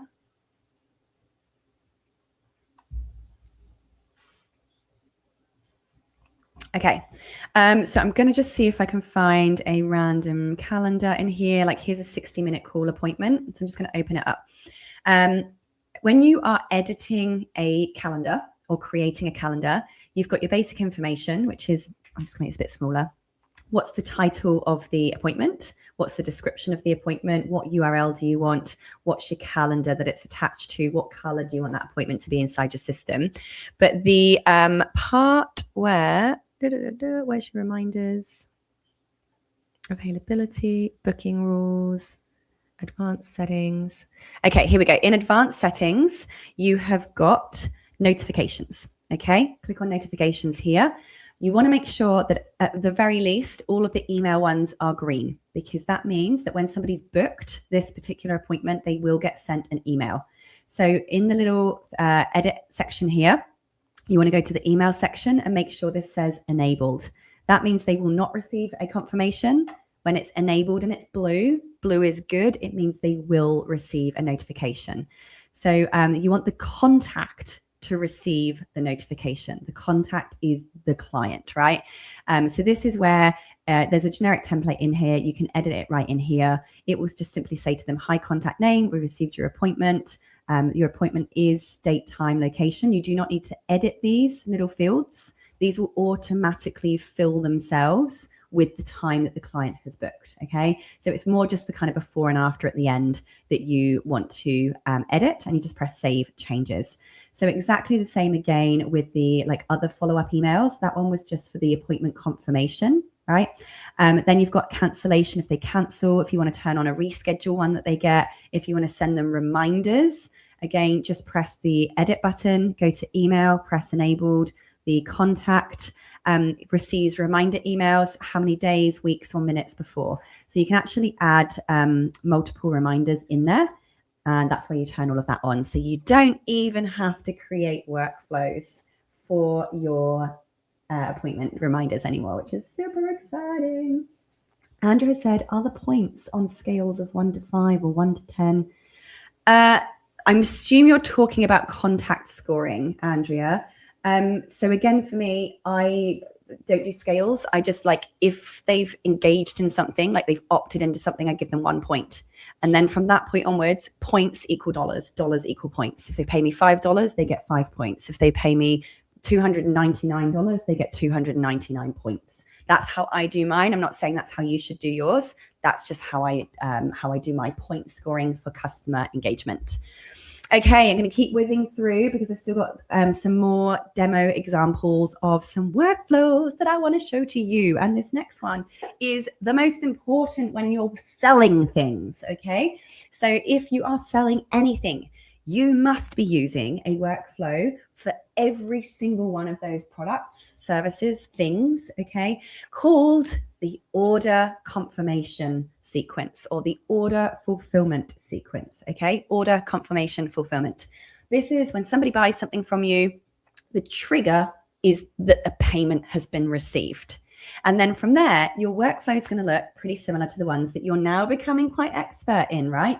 You're going to want to tag the mailing list, tag them with the name of the thing that they bought, add a note to the customer record, move them to the right stage of the customer journey because now they've bought something. Now the sale is won. So I'm going to, again, just walk you through very quickly an example of one so that you can get yourself familiar with each of these steps and get yourself confident that you know what to do.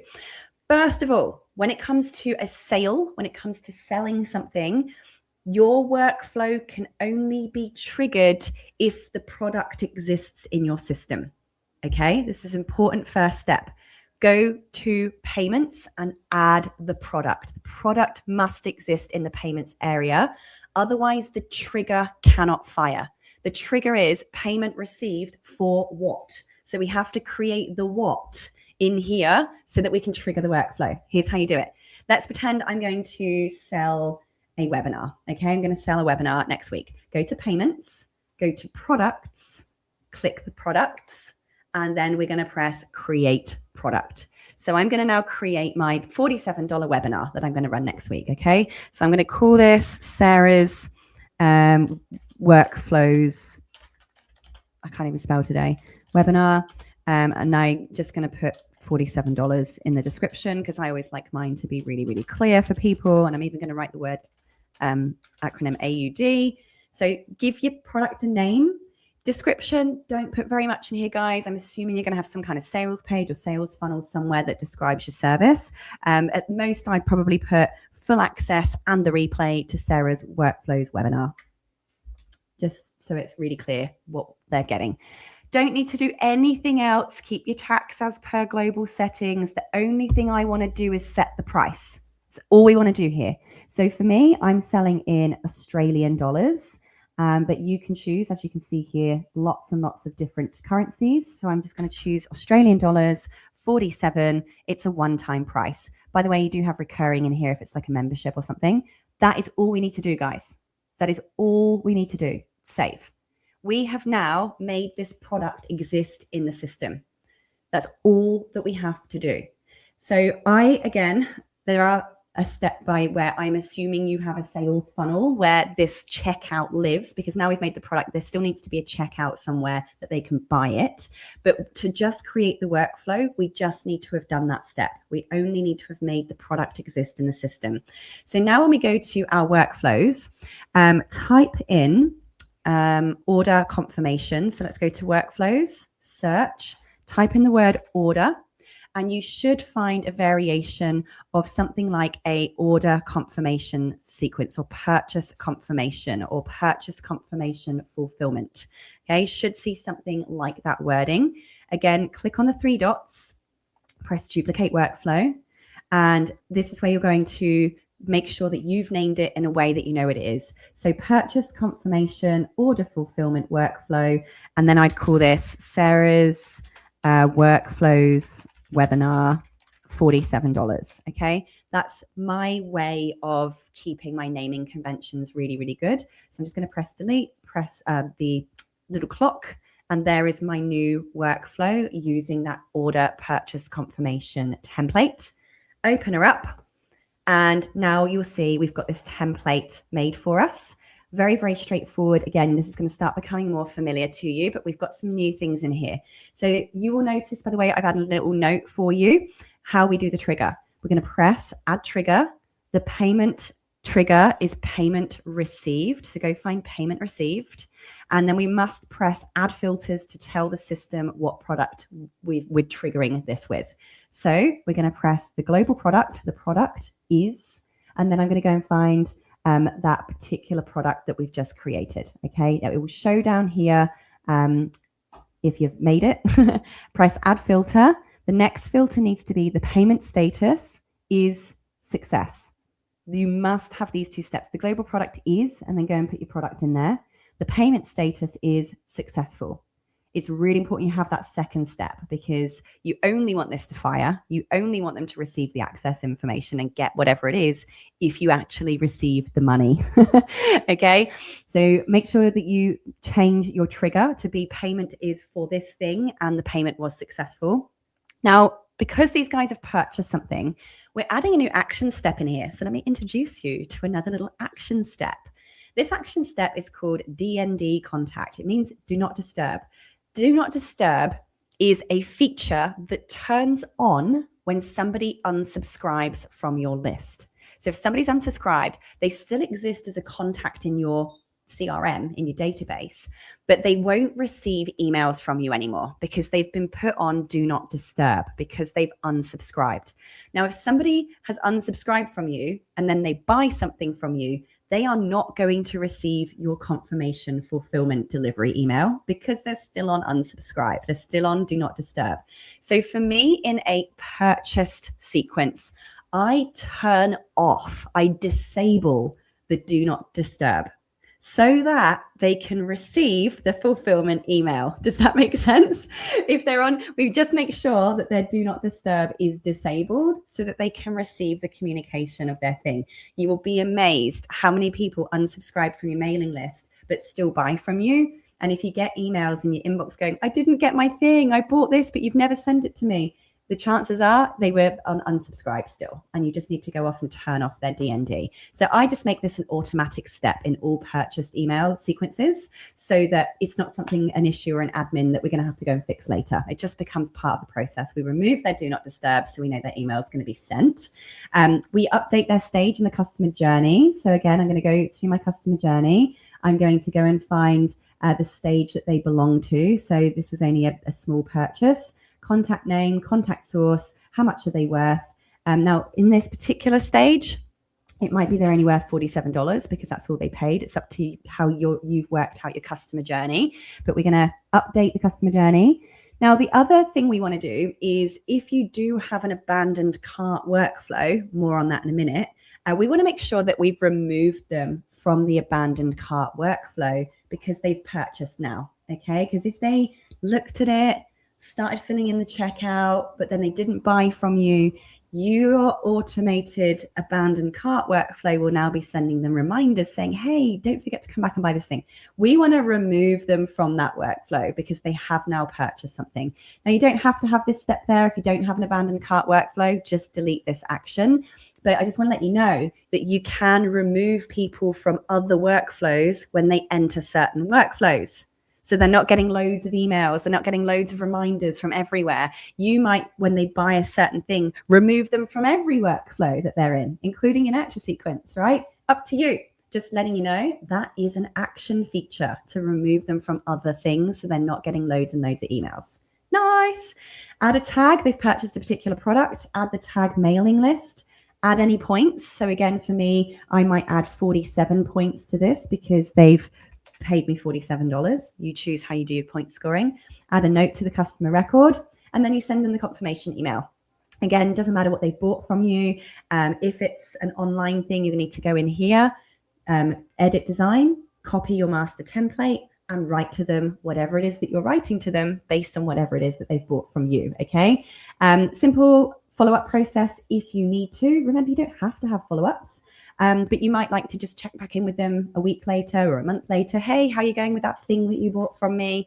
Would you like to book a call with me? Would you like me to do a done for you service? You know, I'm assuming that because you bought this thing, you really want that thing to happen. So whatever, do you want to get back in touch with them? How often? You can make this workflow as long as you like. So every single thing that you give away for free must have something like the lead magnet workflow.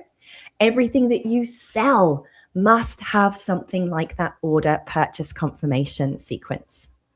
With me? Can you see why? Yeah, baby. Can you see also how this makes your admin so much easier, so much more efficient? All your record keeping's done. People are getting delivered their things straight away while you're asleep, hopefully. Okay. So I hope that this is giving you ideas if this is new to you, and it's not freaking you out if it's not new to you. Okay. Let's carry on because we are very quickly running out of time. Let's go with some more. Another workflow I would like to share with you is one called a membership workflow. Now, I'm also going to freak you out with a different view here, because did you know that up in our workflow builder, you have the standard view where the trigger's at the top and the actions go downwards. For those of you that have come from worlds like Zapier or N8N or any of those others, you can change it to the sideways view by clicking on Advanced Builder. Look at that.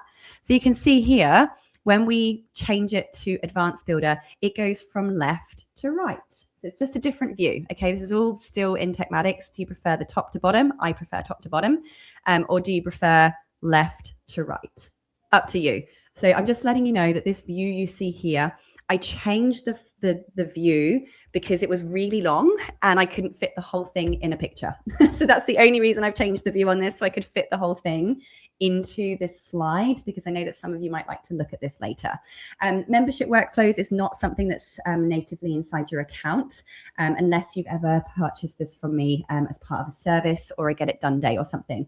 But I've put the actual steps inside the screenshot for you so that you can either screenshot it, give it to one of my tech experts, book a 60-minute call and get one of them to duplicate this for you inside your account, right? But this is what I want to show you a membership workflow looks like. I will just go into the real one in this account so that you can see it in the visual that I've trained you to get used to. So I'm going to type in membership for those of you that do have memberships, and membership. You're going to see that this is really similar to an order confirmation sequence, but there's just one difference at the end where we check in with them. So all this is because it's a membership, I'm assuming they've paid for something. The trigger is, it's a global product, is name of the membership, and the payment status was successful. Obviously, remove their do not disturb so that they do get your emails. Move them to the right stage of customer journey. If your membership is worth X points, like for me, it might be $97 a month. So you're going to give them 97 points. I'm going to remove them from any other workflows I want to remove them from. I'm going to tag them as joined the X, Y, and Z membership. I also, because this is to do with education, maybe, I'm going to add another step here to grant them access to the courses. So all I have to do is press the word grant course access, and then go and choose the courses that you want to add them to. There are no courses in this account because it's a pretend one, but any courses you've published will show in this section. And by selecting the name of that course, it will automatically give them access to that course. So that's just something you can do in a membership or a course type workflow. We also then want to send them their confirmation email. Now in here, inside the system, by the way, in templates, there actually is a template for course confirmations if you want to kind of use that template. But you know how to do this now, don't you? You're going to press select an existing template, choose your master, and then send them whatever email you want to send them to confirm, woohoo, you're now a member of my thing. Cool. Now here's where a membership is slightly different. It's just this last bit at the end. I'm going to make this smaller so you can see the whole picture. With a membership, I simply just now, all I want to do is check in with them once a month. And that once a month check-in, it's going to be the same email. So bear that in mind when you write the copy. For me, as you guys know, as Legends Lab members, all I want to do is once a month is tell you to go to the portal, log in with your login details, go to the live calls section, and make sure you've put in your calendar the upcoming live calls. So this simply is now, they've joined the membership, wait for 30 days, send them that monthly reminder. add an extra 97 points to them if it was a $97 course, because now they've paid again, right? This is a monthly recurring membership. I'm adding another 97 points to them every single month they remain a member, because every single month they're paying another $97, right? Obviously that price isn't real. My membership's more than that, but just giving you an example. Then they simply go back around the loop. It just goes round and round and round. So another 30 days, that just goes on forever while they're a member. How cool is that? Is that cool or is that cool? It's cool, right? Okay, nearly there. I'm going to show you another one. You can also automate your membership cancellations. So did you know that inside your triggers, you can also fire off triggers based on people's payments failing or based on Stripe cancellations? So I'm going to just show you one again. This one actually isn't in your account, because this is one of our paid templates. But in the slides, guys, I've given you the exact steps. So you can copy this, screenshot it, give it to one of our tech experts, hire them for $50 and get them to help you on a call. But I do want to just show you what it looks like. So I'm just going to switch this back to the standard view. The triggers for a cancelled membership is, for instance, Stripe. The subscription payment is overdue. So you just say the product is name of membership. The status is overdue payment. That's a trigger that you can have. It could be that they've been tagged with cancelled membership. It could be that they actually went into Stripe and cancelled. So the global product is the membership. The status is cancelled, right? It could be that you've got a cancellation form.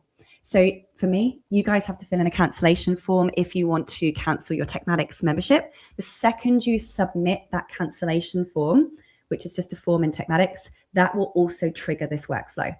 So now I tag you with has cancelled. I make a note in your client record saying has cancelled the XYZ subscription.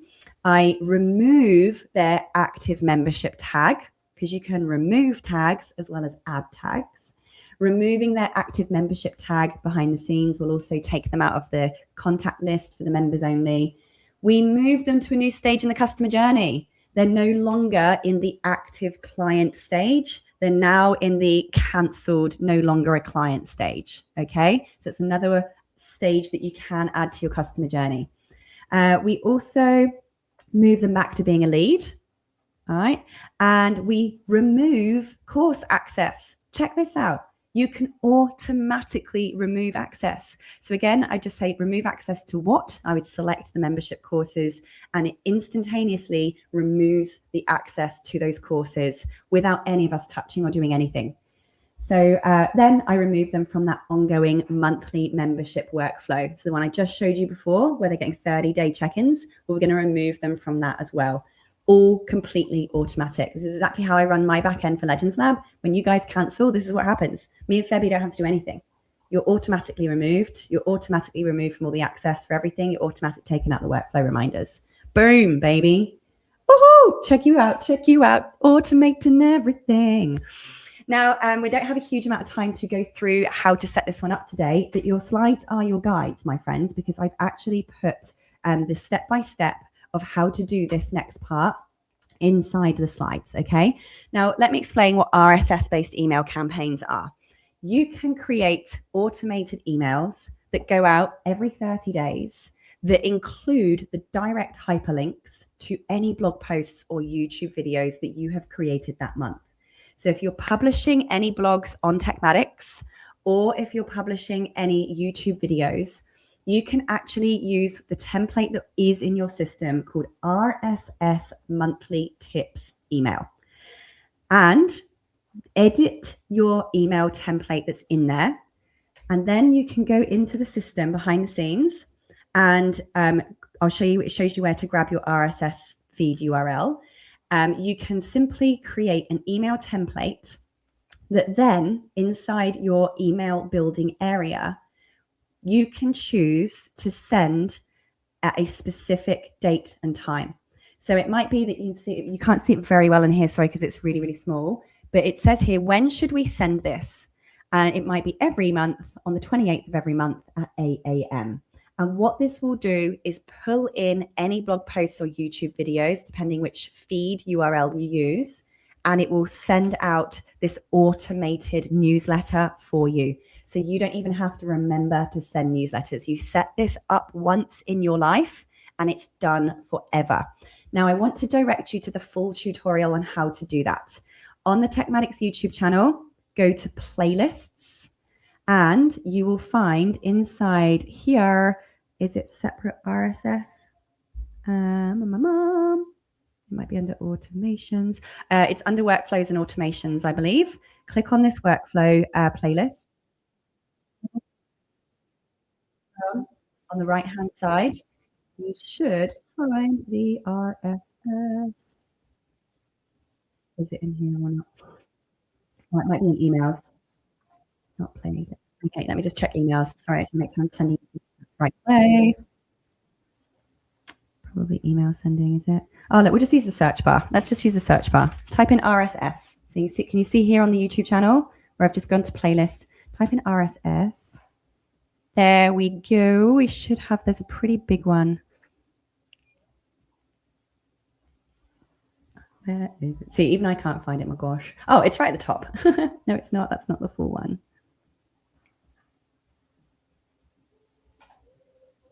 There's a whole playlist of email sending. The actual video is going to put this link directly in your chat right now. Dude, I had a whole entire. Yeah, is that it? Is that it right there? Is that it right there? Does this take you through how to do it all? Yes, it does. Excellent. Okay, this is the one that walks you through every single step. Good. I'm going to just grab the link to this and I'm going to copy it.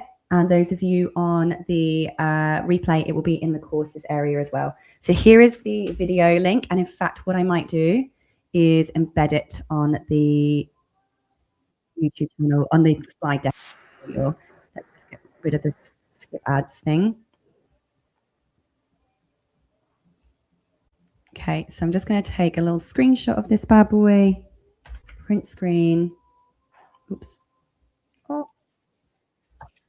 I'm going to put this inside the slide deck so that you can watch this later. For some reason that's in twice. Sorry, guys. I'll make sure you have this. How can't I delete this? Sorry. No, I can.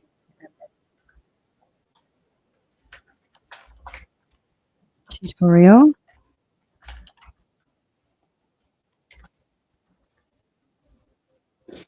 On the YouTube channel.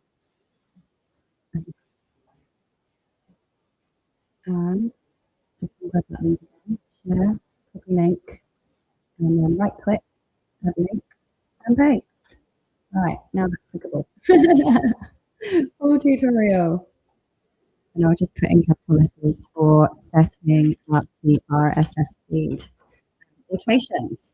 Okay, so again, you set this up once, the RSS feed automation, and it will automatically send a whole newsletter with all of your links to your published content included in the newsletter. So you never have to write a newsletter ever again. The step-by-step screenshots are in the slides, and that first video will show you exactly how to do it. Okay, let's now take you through the final one I think I'm covering today. Cart sequence. Abandoned cart sequences will trigger if somebody goes to buy something from you on your checkout but doesn't follow through with the sale. You do have this template in your TekMatix accounts. Simply go to your automated workflows, click on abandoned cart sequence. Now again, everything that you sell, make sure you have an abandoned cart sequence for. So for me, every single paid workshop has its own abandoned cart. I am just going to open one up and just show you what it looks like. I'm not going to do some edits on this one. This is really quick and easy as well. Again, it is somebody submitted the order form. So this is where you have like a 3-step funnel or a 2-step checkout. The first part of the checkout is just putting the name, company name, email address. The second page checkout is the actual place where they put in their credit card details. There is also a full tutorial video on this in the YouTube channel. So the trick for this is the order form submission. That they went to a particular funnel, they filled in or opted in, but far as buying. Okay, so that's the first thing that we are going to check. And then we wait 5, 10, 15, 20 minutes and we ask the system, did they buy or not? Yes or no. If they didn't, they then receive a email saying, oh no, you forgot to buy. Okay. Um, Audio is skipping. Is it? Can everyone hear me? Just checking my sound. Is it still going okay? YouTube video is playing in the background. Okay, can you hear me now? We can't understand what you're saying. Okay. Better? Sounds like I'm underwater. Oh no. Okay, cool. It sounds like it's better now. So I'll just really quickly recap that because it sounds like the sound was bad. Basically, the whole point of abandoned cart sequence is that when somebody fills in the opt-in, like the first step of a checkout, but doesn't actually get to paying, the order form submission will trigger the fact that they didn't buy, and it will trigger the workflow. So then you can send them an email or a text or whatever you want to send them saying, oh no, I noticed you didn't buy your thing.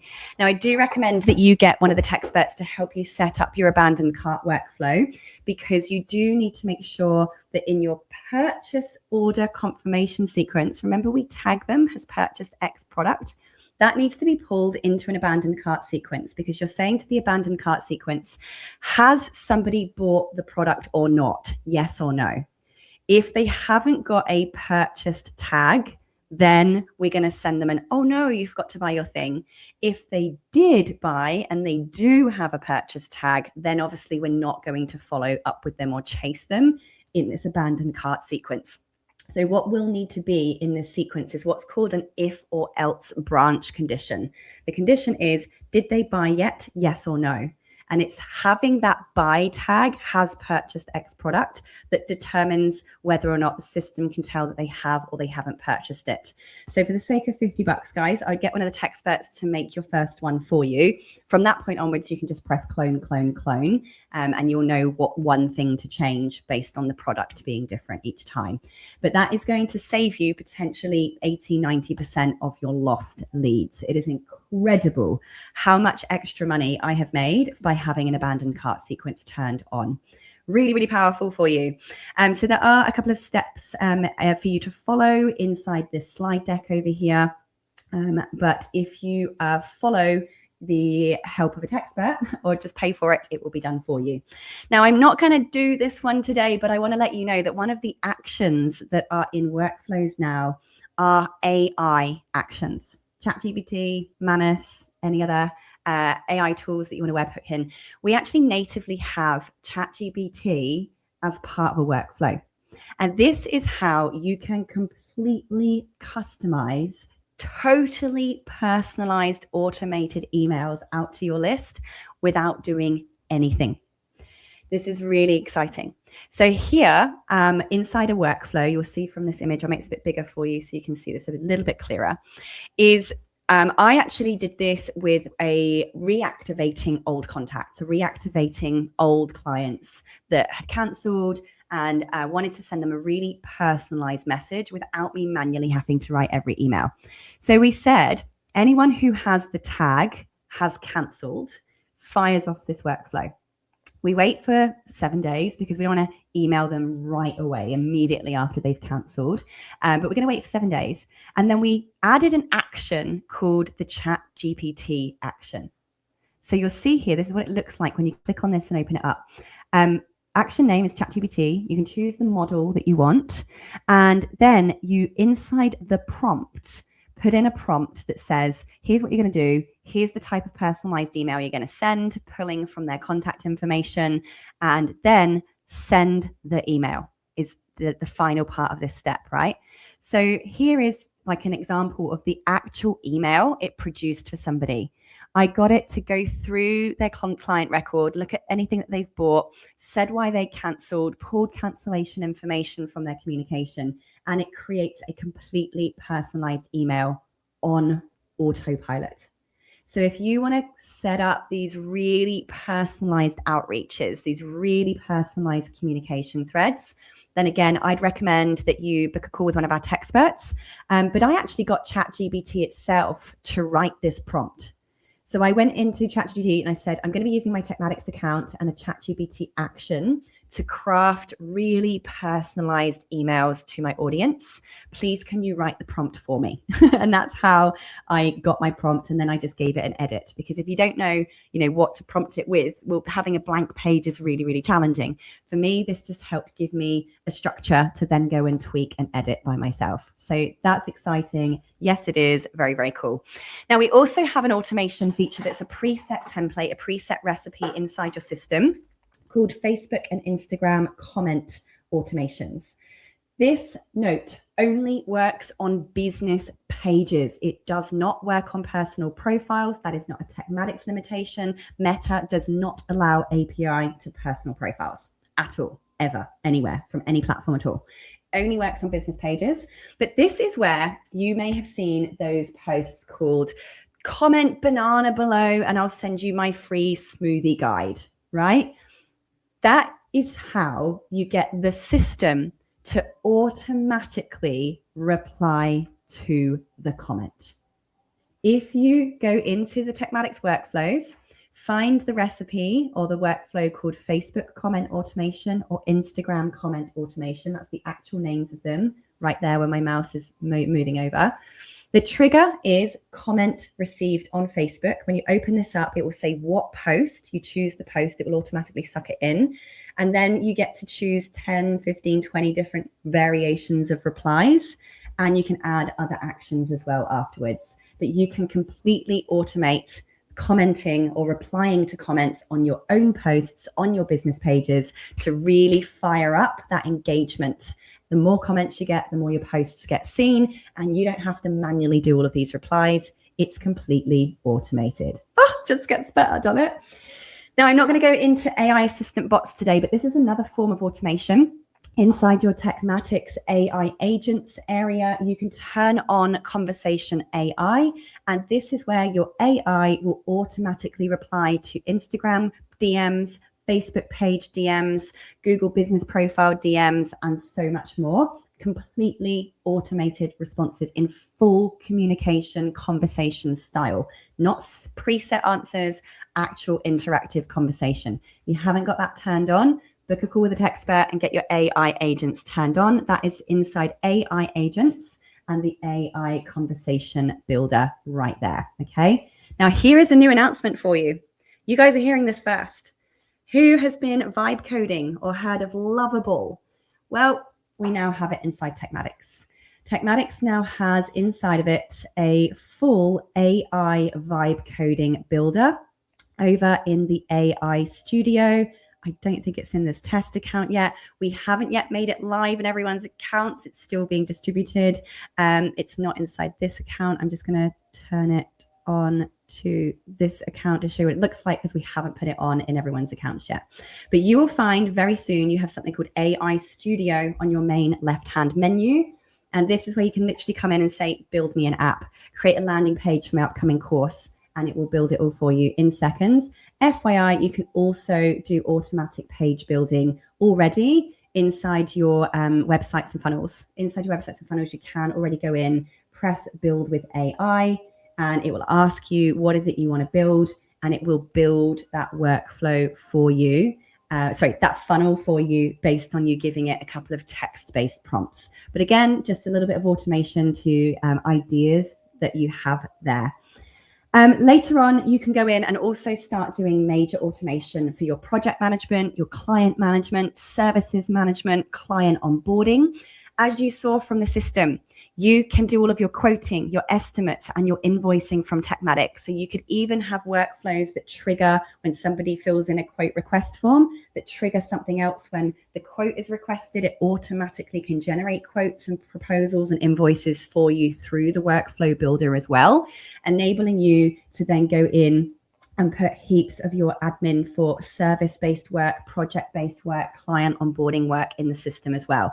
Here's a couple of examples. When somebody buys a service, this is an example of a service-based workflow. This is not inside your account, by the way. This is a paid setup over here, but I've put the screenshots so you can still see exactly what they look like. It simply is, a client's purchased a particular service of mine. Same steps, adding points, moving to the right stage in the customer journey. But what is cool about client project work is that one of the actions you can add in the workflow is adding tasks. So this automatically will assign a preset task to a project. So I know for me, we sell fixed package services. If a client buys the membership setup service with me, we have a preset SOP. These are all the tasks and deliverables that client gets when they buy this service. So we, in the workflow, add task 1, add task 2, add task 3, add task 4. So every single deliverable of that service is listed as an individual task item, so that when we are tracking a client's project, we can really easily see what has been done, what hasn't been done, what tasks are still outstanding. It makes it so much easier for you to manage all of your projects, which is super duper exciting. There's also a template in your account called the missed call text back automation. So if you are using mobile text messaging, SMSing in your business, if you miss a call, you can automatically text them back, and so much more. So my friends, I want to just tell you, those are just 10 examples of thousands of variations of workflows that you can create, and a completely unlimited, uncapped amount of workflows that you can set into place in your business. So we do have done for you services. On the TekMatix website, on the services page, we have fixed package services where we can set these up for you. We also have our tech experts that you can hire by the hour. For $50, a lot of these workflows would be able to get quite significantly done on those calls. I'm not promising that workflows will ever be finished. 60-minute service is you're just paying for 60 minutes and as much as done as possible in 60 minutes. All right.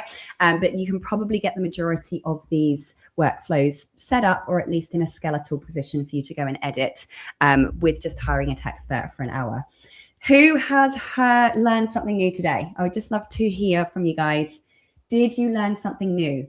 Do you feel more confident? How do you feel now about creating workflows? Which one was your favorite? Which is the one that you're going to go and implement next? I'd really just love to get a little bit of feedback. Was that useful? Do you feel a little bit more empowered to go and do the workflow work right now?